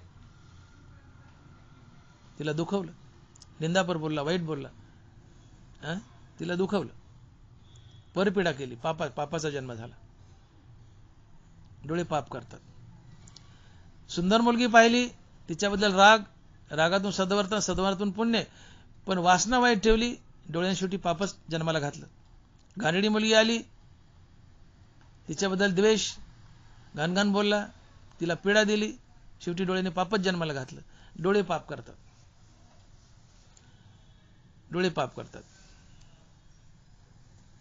डोळ्याचे विषय भोगू नका. आणि या डोळ्याला मग या विषयातून, भ्यासुर आणि सुरेख या विषयातून बाहेर काढा आणि याला विठ्ठलाच्या रूपावर स्थिर करा. आणि त्याला म्हणा, बघा सुंदरते ध्यान उभा विटेवरी, सुंदरते ध्यान उभे विटेवरी, करकटावरी ठेवण्या. कसं ध्यान सुंदर आहे बघा. राजस सुकुमार मदनाचा पुतळा, हे पांडुरंगाचं रूप दाखवा डोळ्याला. आणि मग डोळे पाप करतात. मी बोलून गेलो की डोळा ज्ञानेंद्रिय, रूप हा डोळ्याचा विषय. रूप 2 प्रकारचं, एक भ्यासुर आणि सुरेख. सुरेख व्यक्ती पाहिली, मुलगा असो मुलगी असो, सुरेख व्यक्ती पाहिली, जे सुरेख दिसले त्याच्याबद्दल राग, रागातून प्रीती, प्रीतीतून सद्वर्तनातून पुण्य. भ्यासुर घाणेरडी व्यक्ती पाहिली, मुलगा असो मुलगी असो, भ्यासुर घाणेरडी व्यक्ती पाहिली, तिचं रूप पाहून डोळ्याला द्वेष, द्वेषातून क्रोध, क्रोधातून गलिच्छ वर्तन, गलिच्छ वर्तनातून पाप, पाप पुण्य म्हणलं की संसार बंधन, का पाप पुण्य भोगावंच लागतं. डोळ्यानं तुम्हाला बांधलं आणि म्हणून डोळेही या विषयातून बाहेर काढा आणि विठ्ठलाच्या रूपावर स्थिर करा. आणि म्हणून महाराज म्हणतात की तुम्ही घ्या रे डोळे सुख, पहा विठोबाचे मुख. तिसरी विनंती कानाला केली, तुम्ही ऐका रे कान माझ्या विठोबाचे गुण. हे कान हो, तुम्ही निंदास्तुती भोगता, ती भोगू नका. तुकोबारा विनंती करतात, तुम्ही निंदास्तुती भोगता. देखे शब्दाची व्याप्ती निंदा आणि स्तुती. देखे शब्दाची व्याप्ती निंदा आणि स्तुती, ते तर द्वेषा द्वेष उपजती श्रवणाद्वारे. कान हा ज्ञानेंद्रिय, शब्द हा कानाचा विषय. शब्द दोन प्रकारचे, एक स्तुतीपर, एक निंदापर. स्तुतीपर शब्द कानाच्या आवडीचा विषय, निंदापर शब्द कानाच्या नावडीचा विषय. एखाद्याने तुमची स्तुती केली तोंड भरून, ज्याने स्तुती केली त्याच्याबद्दल राग अर्थात प्रीती प्रेम, या प्रीतीतून अर्थात या रागातून त्यासोबत सद्वर्तन, सद्वर्तनातून पुण्याचा जन्म. पण तुमची कुणी निंदा केली, घाण घाण बोलले तुम्हाला, तुमची निंदा केली, ज्यांनी निंदा केली तात्काळ त्याच्याबद्दल द्वेष, द्वेषातून क्रोध, क्रोधातून सारासार विचार नाहीसा, त्यातून बुद्धिभ्रष्ट, त्यातून गलिच्छ वर्तन, शिवीगाळ हाणामारी, पापाचा जन्म. आणि पुण्य आणि पाप म्हणलं की भोगूनच पार पाडावं लागतं. आगा कर्मे जेवरावे तैतीही सुखदुःखी फळावे, आणि तया ते भोगावया यावे देहायक. कानाने पाप केलं, पुण्य केलं, पाप केलं, पण पुण्य थोडं. जसं तुकोबाराय म्हणले ना, सुख पाहता जवा पडे, दुःख पर्वता एवढे. ते प्रमाण लागू पडत नाही, पण त्या टाईपचं सुख केवढं जवा पाड, दुःख पर्वता एवढं. तसं विषय भोगातून पुण्य जवा पाड, पण पाप पर्वता एवढं. इंद्रिय विषय भोगतात, पुण्य पाप करतात, पण पुण्य छोटं आहे जवा पाड, पाप डोंगरा एवढं आहे. हे पाप बांधताना नरकाला नेतं, जिथं पाप जास्त तिथं पताने नरकालाच जावं लागतं. कान पाप पुण्य करतात निंदास्तुती भोगून, पाप जास्त आहे, पाप नरकालाच नेत. ज्ञानोबा म्हणतात की विषयाचे ध्यान विपाये वाहे मन, तरी एसने पतन गिवन सीत पावे. तुमच्या ज्ञानेंद्रियानं विषय भोगले रे भोगले की पापाची निर्मिती तुम्हाला नरकालाच जावं लागतं, नरकालाच जावं लागतं. इथे तुकोबारांनी तीनच ज्ञानेंद्रिय दिली, जीभ, डोळे आणि कान. त्वचा आणि नाक उघडलंय. नाकाचा सुगंध आणि दुर्गंध आहे, त्याला उघडलंय महाराजांनी, त्वचा उघडली. आता त्वचेचा विषय आहे स्पर्श, आणि स्पर्शामध्ये मृदू आणि कठीण हे दोन गुण आहेत. मृदू आणि कठीण स्पर्शाचे दोन गुण, जे वपूचे निसंगे कारण संतोष खेदा. मृदू स्पर्श त्वचेला आवडतो, कठीण स्पर्श आवडत नाही. तर आपली जी लैंगिक भावना आहे, ज्याला आपण सेक्स म्हणतो, तो मृदू स्पर्शात मोडतो. पत्नीने आलिंगन दिलंय, कुरवाळलंय, मृदू स्पर्श आवडतो, त्वचेला आवडतो मृदू स्पर्श. मग ते आलिंगन पत्नीचं असो की आईचं असो, बाळाला आपल्या मृदू स्पर्श त्वचेला आवडतो. पण कठीण स्पर्श, लाकडानं मारलंय, काठीने हाणलंय, लाथाबुक्याने हाणलंय, कठीण स्पर्श आवडत नाही. कठीण स्पर्शातून ज्यांनी केलाय कठीण स्पर्श, मारले, त्याच्यात द्वेष, द्वेषातून क्रोध, क्रोधातून गलिच्छ वर्तन, त्यातून पाप. मृदू स्पर्श आहे, त्यातून राग, त्यातून सद्वर्तन, त्यातून पुण्य. पुण्य पाप म्हणलं की संसार बंधन. ही त्वचा, हिचा स्पर्श, अर्थात स्त्री पुरुषाची लैंगिक भावना ही त्वचेच्या स्पर्श या विषयात मोडते. पण इथे तुकोबारांनी त्वचा आणि नाक वगळले, हे दोन ज्ञानेंद्रिय वगळलेत. फक्त 3 ज्ञानेंद्रिय दिलेत, पण 5ही ज्ञानेंद्रिय पाप करतात. जसं नाकाचंही मी बोलून गेलो की सुगंध आणि दुर्गंधू हा परिमळाचा भेदू, घ्राणाशी विषादू तोषू देता. तुमच्या डाव्या बाजूला एक माणूस बसलाय, उजव्या बाजूला एक माणूस बसलाय. डाव्या बाजूच्या माणसाने तुमच्या मनगटावर अत्तर चोळलंय, तुम्ही अत्तराचा वास घेतलाय, तुम्ही म्हणता वाह क्या मजा आ रहा है, क्या सुगंध आहे, सरक अलीकडे. त्याच्याशी मैत्री करता. ज्याने अत्तर दिलंय त्याच्यावर राग, रागातून सद्वर्तन, सद्वर्तनातून पुण्य. डाव्या बाजूने अत्तर चोळले, उजव्या बाजूला एक बसले, ते पादलंय. शब्द घाणेरडा आहे पण सुंदर आहे सांगायला. उजव्या बाजूचं पादलंय. पाजलं नाकाला दुर्गंध आवडत नाही, सुगंध नाकाच्या आवडीचा विषय, दुर्गंध नाकाच्या नावडीचा विषय. उजवरचं पाजले, नाकात दुर्गंध शिरला, तुमचा माथा ठणकतो. जे पाजले त्याच्याबद्दल द्वेष, द्वेषातून क्रोध, तुम्ही लगेच त्याच्याकडे डोळे फाडता. का रे भडव्या, हीच वेळ सापडली का? कमी खाता येत नव्हतं का? सप्ताह मन कचकुबर खातो का? सप्ताह मन कचकुलीवर खातो का? लाज वाटत नाही का? डोकं उठलं ना किती पादवतो, उठून त्याला जलील करताना हकलून देता. दुर्गंध नाकात शिरला, ज्याने दुर्गंध दिला त्याच्याबद्दल द्वेष, द्वेषातून क्रोध, आणि क्रोधातून सारासार विचार नाहीसा, बुद्धी नाहीशी, भ्रष्ट, गलिच्छ वर्तन, हाणामारी, शिवेगाळी, पापाचा जन्म. पुण्य आणि पाप म्हणलं की भोगूनच पार पाडावं लागतं. संसार बंधनात तुम्ही अडकता. आगा कर्मे जे वरावे, ही पाची ज्ञानेंद्रिय संसारात बांधतात.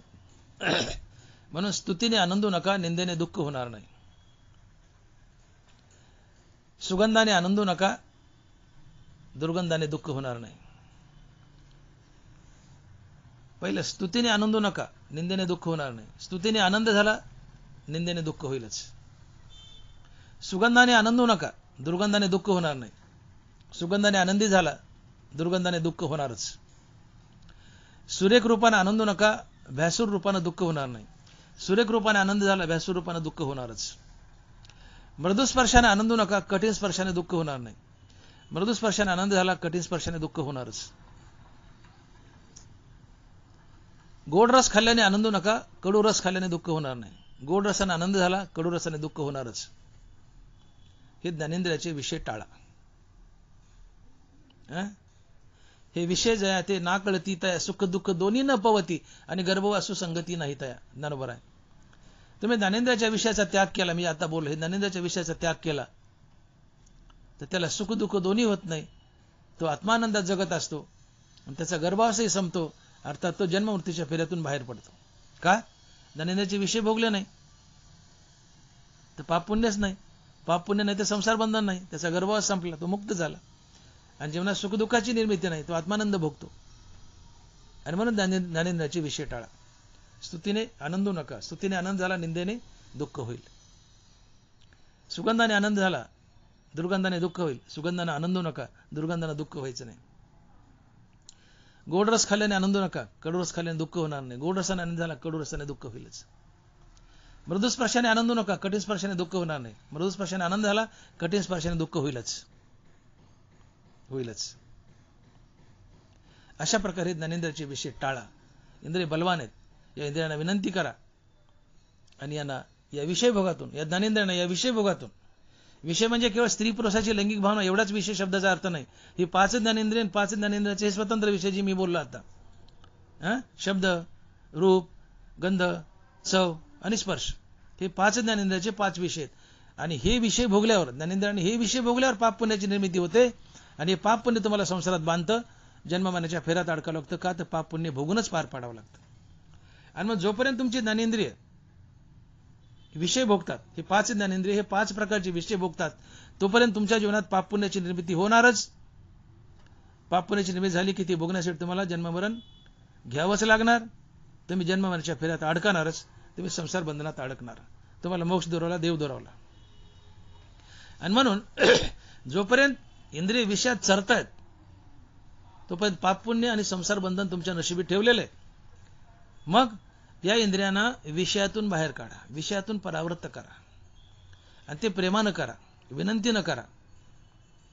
आणि म्हणून महाराजांनी प्रत्येक चरणात इंद्रियांना विनंती केली.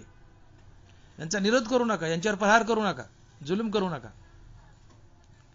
की जसं मी बोललो की या ते साधावाया लागी, जे बळ आणि जे अंगी, ते इंधन जैसे आगी सावावं होय. अग्नीला विजायचे, लाकडं टाकले रागा राग, ती जास्त पेटेल. यांना विषयातून बाहेर काढायचे, इंद्रियांना त्यांच्यावर जुलूम केला, त्यांचा निरोध केला, ते जास्त पेटून उठतील. मग यांना विनंती करा, यांना विषय सेवनातून बाहेर काढा. इंद्रियांना विषय सेवनातून बाहेर काढा, ते प्रेमानं, विनंतीनं. आणि मग तिथं विनंती, घे घे माझे वाचे, गोड नाम विठोबाचे. हो, यांना ठोकू नका, दादागिरी करू नका यांच्यावर. आणि यांचे विषय तोडू नका, इंद्रियाचे विषय तोडूच नका, ते कठीण आहे फार. अतिविषय सेवावा, ऐसा विरोध न व्हावा, का सर्वथा त्याज्यावा, हेही नको. ज्ञानोबर आहे. अतिविषय सेवावा ऐसा विरोध न व्हावा, का सर्वथा त्याज्यावा हेही नको. खूप विषय सेवन करावा चुकीचे, किंवा सर्वथा टाकून द्यावा हेही चुकीचे. सर्वथा त्याज्यावा हेही नको. यांना विषय सेवनातच राहू द्या, फक्त यांचा विषय बदला. ज्ञानेंद्रियाचा विषय बदला. ज्ञानेंद्रियांना विषय सेवनात राहू द्या, फक्त विषय बदला. हे जे विषयात चरतात, या गंधात, रूपात, स्पर्शात, चवीत, हा विषय बदला आणि त्यांना पांडुरंगाच्या दिशेने आणा. जीभ काय करते? वाचाळ बोलते ना. मग तिचं वाचाळ बोलणं थांबा, तिला विनंती करा, बाई वाचाळ बोलू नको, तू बोल, पण काय बोल? विठ्ठलाचं नाम बोल. जिभेला विनंती. डोळ्याला परस्त्री न्याहाळायला आवडते ना, परस्त्री न्याहाळायला आवडते ना, मग डोळ्याला विनंती करा, बाबा चला ते नको, आता काय करा? विठ्ठलाचं रूप न्याहाळा. कानाला निंदा आवडते ना, मग कानाला म्हणायचं, बाबा निंदा नको ऐकू, चल आता विठ्ठलाचे गुण ऐक. आणि म्हणून कानाला विनंती की तुम्ही ऐका रे कान माझ्या विठोबाचे गुण. काना काना नाही, काना काना म्हणतो मी, काना नाही. काना, तुला निंदा आवडते ना, परनिंदा, आता ती निंदा आवडू नकोस, निंदा ऐकू नकोस. मग काय ऐक? माझ्या विठ्ठलाचे गुण ऐक. तुम्ही ऐका रे कान माझ्या विठोबाचे गुण. या कानाला हरिकीर्तनात बसवा. अर्थात तुम्ही हरिकीर्तनात बसा, प्रवचनात बसा, कथेत बसा, श्रीमद भागवतात बसा, रामायणात बसा, आणि कानाला या कथा ऐकायला हवा, भगवंताचे गुण ऐकायला हवा. तुम्ही ऐका रे कान माझ्या विठोबाचे गुण. श्रवण भक्ती ही एक महान भक्ती आहे. बरोबर बोलले हो. तसा मनाचा मारू न करिता आणि इंद्रिया दुःख न देता इथं मोक्ष अशा इथं श्रवणाची माझी. नुसतं हरिकथेत जाऊन बसा, गीता ज्ञानेश्वरी ऐका, अनिंदक होऊन गीता ज्ञानेश्वरी ऐका, अनिंदक होऊन गीता ज्ञानेश्वरी ऐका. नुसत्या श्रवणाने तुम्हाला मोक्ष, ज्ञानेश्वरीच्या श्रवणाने मोक्ष. मनाचा मारू न करता इंद्रिया दुःख न देता इथं मोक्ष अशा इथं श्रवणाची माझी. आणि म्हणून हरिकथेत बसा. कान जे फालतू निंदा ऐकतात, लोकांची घाणघाण ऐकतात, किंवा सिनेमाचे डायलॉग ऐकतात, हे नको. आता कानाला म्हणा हरिकीर्तनात जा आणि हरीचे पांडुरंगाचे गुणगान ऐक. तुम्ही ऐका रे कान माझ्या विठोबाचे गुण. माझा विठोबा कसा आहे, त्यांनी काय काय केलं, त्याचे अवतार किती, त्याची भक्ती कशी करावी, त्याला भजावं कसं, त्याला प्राप्त कसं करावं, त्याचे काय काय गुण आहे, या सगळ्या गोष्टी आता कानात तू ऐक. हे बाकीचं ऐकाय सोडून दे. सिनेमाचे डायलॉग, आलतू फालतू निंदा बिंदा हे सोड आणि विठ्ठलाचे गुण ऐक. कुणाची निंदा ऐकणं महापाप आहे. अनेकाचे कानी गुणदोष मना ना आणि. दोष तर नाही, पण गुण सुद्धा मनात आणू नका. 10 माणसं चालले आणि एकाकडे बोट केलं आपण की त्या 10 मधला एक फार चांगला माणूस आहे. 10 चालले, तर एकाकडे बोट केलं की 10 मधला एक फार चांगला आहे. तर एकाला चांगलं म्हणलं तर 9 लोकांची निंदा केल्याचं पाप आपल्याला लागतं. महाराज म्हणतात, तुकोबाराय म्हणतात, म्हणून अनेकाचे कानी गुणदोष मना ना आणि. एका म्हणता भले, अनेका सहजच निंदिले. 10 मधला एक चांगला म्हणला की 9ची निंदा लागते. 10 लोक चालले, त्यातला एकाकडे बोट केलं म्हणलं हा एक माणूस चांगला आहे. 10तल्या एकाची स्तुती केली तर उरलेल्या 9ची निंदा केल्याचं पाप लागतं. आणि महाराज म्हणतात, एका म्हणता भले, अनेका सहजची निंदिले. अनेकाचे कानी गुणदोष म्हणा ना आणि. त्याचे गुणदोष आणू नको, पाप लागतं. म्हणून कानं परावृत्त करा विषयातून आणि कानाला हरिकीर्तनात आणा, हरिभजनात आणा आणि विठ्ठलचे गुण ऐकायला हवा. आणि शेवटी 4थ्या चरणात महाराज डायरेक्ट उडी मारतात मनावर आणि म्हणतात, मनात येथे धाव घेई राहे विठोबाचे पायी. मनात येथे धाव घेई राहे विठोबाचे पायी. आता हे मन जे आहे ते इंद्रियाचा राजा आहे. आता डायरेक्ट मनाला पळायला सांगितलं, चल नाही म्हणले, मना तेथे धाव घेई राहे विठोबाचे पायी. विनंती बी आहे आणि आदेश बी आहे या चरणात. मना तेथे धाव घेई राहे विठोबाचे पायी. आता मन जर विठ्ठलाच्या पायावर स्थिर झालं तर मनच ताब्यात आलं. मन ताब्यात आलं की इंद्रिय ताब्यात आली. मन हे इंद्रियाचा राजा आहे. जसा राजा ताब्यात आला की सैन्य आपाप ताब्यात येतं, तसं मनोरूपी राजा ताब्यात आला की इंद्रियरूपी सैन्य आपाप ताब्यात येतं. कारण मन या इंद्रियांना नाचवत असतं. मन इंद्रियाच्या दारात उभा राहतं आणि आवाज देतं इंद्रियांना, चला म्हणतं विषय बघू. जे वेळी जैसे आत होणे ऐसे बाहेर येतैसे व्यापार रूपे. आवडी वृत्ती क्रीटी आधी मनोनी उठी मग त्याची वाचा दिठी कराशी. कोणती वृत्ती आधी मनात उठते आणि मग ती वाचा दिठी आणि कराला येते. तुमच्या मनात चांगली वृत्ती उठली तर डोळे समोरच्याकडे प्रेमानं पाहतील, हात आशीर्वाद किंवा दान द्यायला उठेल, तोंडाने तुम्ही समोरच्याला गोडच बोलाल. पण मनात जर घाणेरडी वृत्ती उठली तर तोंडाने शिव्याच द्याल, डोळ्याने राग पाहाल, हाताने माराल. आवडी वृत्ती क्रीटी आधी मनोनी उठी मग त्याची वाचा दिठी कराशी. या मनात जशी वृत्ती उठेल तशा इंद्रियाद्वारे क्रिया होत असतात. जे बीज भुई खुविले तेची वर रुक झाले तसे इंद्रियाद्वारे फाकले अंतरीचे. जसं बीज लावावं तसं झाड असते, तसं मनात जशी वृत्ती तशा बाहेर इंद्रियाद्वारे क्रिया होत असतात. आणि म्हणून या इंद्रियाचा व्यापार हे मन चालवतं. मन हे इंद्रियाचा राजा आहे. हे इंद्रियाच्या दारात उभं राहतं आणि या इंद्रियाला ओढून नेतं, विषयात ढकलतं आणि मजा मारतं. पण आता हेच मन विठ्ठलाच्या पायावर स्थिर झाले. विनंती केली मला, हे म्हणा चल विठ्ठलाच्या पायावर स्थिर हो. विनंती बेन आदेश बी आहे. म्हणा ते धाव घेई राहे विठोबाचे पायी. म्हणा चल, तसं की आता कोठे धावे मन असं म्हणल्यासारखं. म्हणा चल विठ्ठलाच्या पायावर स्थिर राहा. आणि मन जर विठ्ठलाच्या पायावर स्थिर झालं तर मन राजा आहे. जसं लढाईमध्ये राजा ताब्यात आला की सैन्य ताब्यात येतं, तसं मन ताब्यात आलं की इंद्रिय ताब्यात येतात. का मन इंद्रियाचा स्वामी राजा आहे. आणि मग मनच ताब्यात आल्यावर इंद्रियात काय दम आहे? मग राजा ताब्यात आले, सैन्यात काय दम आहे? तसं मन ताब्यात आलं, आता इंद्रियात काय दम राहिलाय? आणि मग ज्ञानोबा म्हणतायत की तसे मन पण मोडे इंद्रिया ते आधीच उबडे.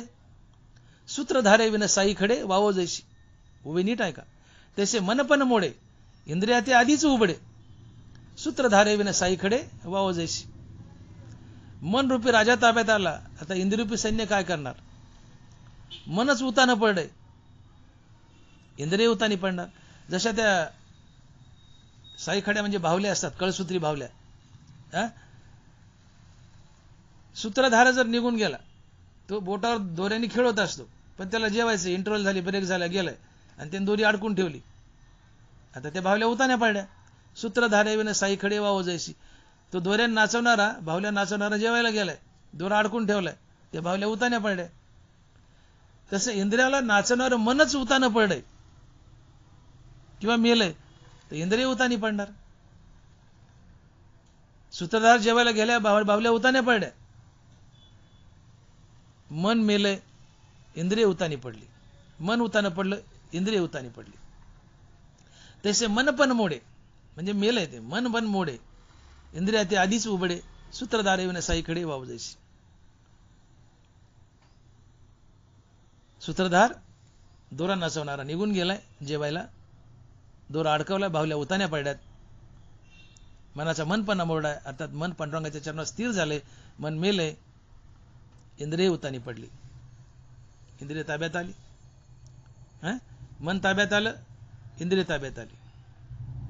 मन उतानं पडलं, इंद्रिय उताने पडली. तसे मन पण मोडे इंद्रिया ते आधीच उबडे. सूत्रधारे विना साईकडे वाव जैशी. आणि म्हणून मनाला ताब्यात घ्या. आणि मनाला ताब्यात घेण्यासाठी विठ्ठल नाम हे सर्वात बलवान साधन आहे. मनाला मानसिक जप करायला हवा विठ्ठल नामाचा. आता जीप तर करायच लागली, त्यासोबत जीप तर मानसिक जप करतेच किंवा वैखरी जप करते. जीप विठ्ठलाचं नाव घ्यायला लागली, वैखरी जप चालू आहे, पण मनालाही मानसिक जप करायला हवा. आता मनही विठ्ठल नाम घ्यायला लागले. विठ्ठल नामात त्याला गोडी दिसली, ते विठ्ठलाच्या चरणाकडे धावलं, विठ्ठलाच्या चरणावर स्थिरावलं, मन स्थिरावलं, इंद्रिय स्थिरावली. कारण मन राजा आहे. मन रूपी राजा ताब्यात आला की इंद्रिय रूपी प्रजा ताब्यात येते. मनाचा मनपणा मोडा की मन उताना पडतं, सोबत इंद्रिय उतानी पडतात. अर्थात मनासहित इतर पाचही ज्ञानेंद्रिय तुमच्या ताब्यात आली. कशी? तर ती भगवंताच्या दिशेने वळवून. आणि म्हणून फक्त इकडचं दार मोडायचं आणि इकडं पाणी सोडायचं, इकडचं दार मोडायचं, इकडं पाणी सोडायचं.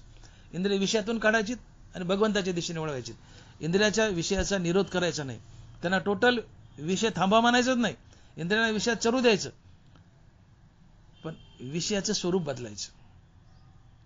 इंद्रिय हे ज्या बाकीच्या घाणेरड्या विषयात चरतायत, रूप निंदास्तुती इकडे जे चरतायत, तिकडून काढायचे आणि विठ्ठलाच्या दिशेने वळवायचे. त्यांना विठ्ठलाचं गुणगान करायला लावायचं, विठ्ठलाचं रूप न्यायला लावायचं, विठ्ठलाचं गुणगान ऐकायला लावायचं, विठ्ठलाचं नामस्मरण करायला लावायचं. ही इंद्रियाला आणि मनालाही. मन ताब्यात आली, इंद्रिय ताब्यात आली. आणि मग शेवटी महाराज शेवटच्या चरण म्हणतात, तुका म्हणे जीवा नको सोडू या केशवा. मग आता हे मन ताब्यात आलंय, सोबत इंद्रिय ताब्यात आलीत, मग जीव हा मूळचाच परमात्मा आहे. जीवाबद्दल बोलताना ज्ञानोबा बोलले की हा परमात्माची परी दुसरा, हा परमात्माची परी दुसरा, अहंकार निद्रा निरसुरा स्वप्नीचे वरभरा संतोष शेने. हा जीव तर मूळचाच परमात्मा आहे, पण अहंकारात बद्ध झालाय म्हणून दोषी आहे किंवा बाद झालाय. जीव म्हणजे काय? परमात्म्यात अहंकार मिसळला की परमात्मा जीव होतो. म्हणून आपल्या हृदयात परमात्मा उभा आहे, बाजूला अहंकार उभा आहे. पण रामनामानं अहंकार जाळला की खाली फक्त परमात्मा उरतो. जे परमात्मा आहे आणि अहंकार आहे हा जीव आहे. पण रामनामानं अहंकार जाळला, अहंकार संपला, खाली जीवच उरला. हा जीव मूळचा परमात्मा आहे. समजतंय ना? हा परमात्मा आहे, बाजूला अहंकार आहे, दोन्ही मिळून जीव आहे. परमात्मा अधिक अहंकार बरोबर जीव. पण रामनामानं अहंकार जाळला, अहंकार संपला, तर खाली फक्त परमात्मा उरला. जीव परमात्मा झाला ना, म्हणजे जीव मूळचाच परमात्मा आहे. जीव मूळचाच परमात्मा आहे. आणि म्हणून महाराज म्हणतात की तुका म्हणे जीवा नको सोडू या केशवा. हे जीवा तू मूळचाच केशव आहेस, आता केशवाला सोडू नको. तू मूळचाच केशव आहे, पण अहंकारानं बद्ध झालता, बाद झालता. आता अहंकार गेलाय, इंद्रिय ताब्यात आली, नाम घ्यायला लागली, अहंकार बी गेलाय. मग आता तुझ्यातला अहंकार गेला जेव्हा, आता जेव्हा तू देव झाला, तू केशव झाला, मग त्या केशवाला सोडू नको. मग तुका म्हणे जीवा नको सोडू या केशवा. विठोबा रखुमाई, जय जय विठोबा रखुमाई, विठोबा रखुमाई, जय जय विठोबा रखुमाई. सारांश, आपली इंद्रिय बलवान आहेत, आम्ही इंद्रियाचे दीन आहेत. इंद्रिय विषयात चरतात, प्रत्येक इंद्रियाचा स्वतंत्र विषय. इंद्रिय विषय भोगतात, पाप पुण्याची निर्मिती करतात, आणि पाप पुण्य तुम्हाला संसारात बांधतं का? पाप पुण्य भोगूनच पार पाडावं लागतं.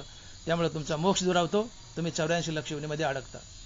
मग जोपर्यंत इंद्रिय तुम्ही विषय शमनातून बाहेर काढत नाहीत तोपर्यंत तुम्हाला मुक्ती मिळत नाही. मग इंद्रियांना विषय शमनातून बाहेर काढायचं म्हणजे त्यांना विषय चरू द्यायचं, पण विषयाचं स्वरूप बदलायचं. इकडच्या घाणेरड्या विषयातून काढून त्यांना विठ्ठलाच्या दिशेने वळवायचं. जिभेला विठ्ठलाचं नाम घे म्हणायचं, डोळ्याला विठ्ठलाचं रूप पहा म्हणायचं, कानाला विठ्ठलाचे गुणगान ऐकायला लावायचे, मनाला विठ्ठलाचं नाव घ्यायला लावायचं. मनाचा मनपणा मोडेल, मन ताब्यात येईल. मन ताब्यात आलं की इंद्रिय ताब्यात येतील. मन आणि इंद्रिय ताब्यात आले की तुम्ही जिंकला परमार्थ.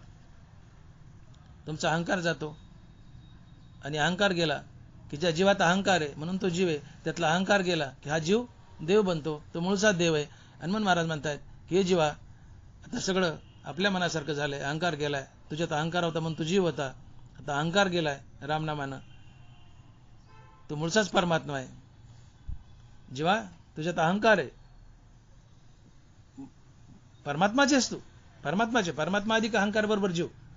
या परमात्म्यात अहंकार मिसळला म्हणून जीव आहे, पण अहंकार रामनामानं गेलाय की आता परमात्माच उरला. मग जीवा तू मूळचाच परमात्मा आहे, पण अहंकाराने बद्ध झालता म्हणून जीव झालता. आता तुझ्यातला अहंकार गेलाय, जीवा तर तू परमात्माच आहे, मूळचा आहे परमात्मा आहे. मग आता जीवा तू केशव झालायस, मग या केशवाला सोडू नको, केशवाला घट्ट धरून ठेव. अर्थात तुम्ही आम्ही केशव स्वरूप बनतो, आमचा जीव केशव रूप बनतो. आणि म्हणून तुका म्हणे जीवा नको सोडू या केशवा. ज्ञानेश्वर माऊली, ज्ञानराज माऊली तुकाराम, ज्ञानेश्वर माऊली, ज्ञानराज माऊली तुकाराम. विठ्ठल जय जय विठ्ठल, जय विठ्ठल जय जय विठ्ठल. बोली लिली कुरे वेडी वाकुडी उत्तरे, करा क्षमा अपराध महाराज तुम्ही सिद्ध. नाही विचारीला अधिकार मी आपुला, करा क्षमा अपराध महाराज तुम्ही सिद्ध. तुका म्हणे ज्ञानेश्वरा राखा पायापै किंकरा, करा क्षमा अपराध महाराज तुम्ही सिद्ध.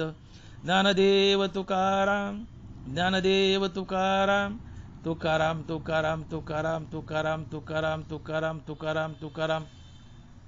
पुंडलिक वरदयाल विठ्ठल श्री ज्ञानदेव तुकाराम. गोपाल कृष्ण भगवान की जय. माऊली ज्ञानेश्वर महाराज की जय. जगद्गुरु तुकाराम महाराज की जय. विठ्ठल विठ्ठल विठ्ठल विठ्ठल विठ्ठल विठ्ठल विठ्ठल विठ्ठल विठ्ठल विठ्ठल विठ्ठल विठ्ठल विठ्ठल विठ्ठल.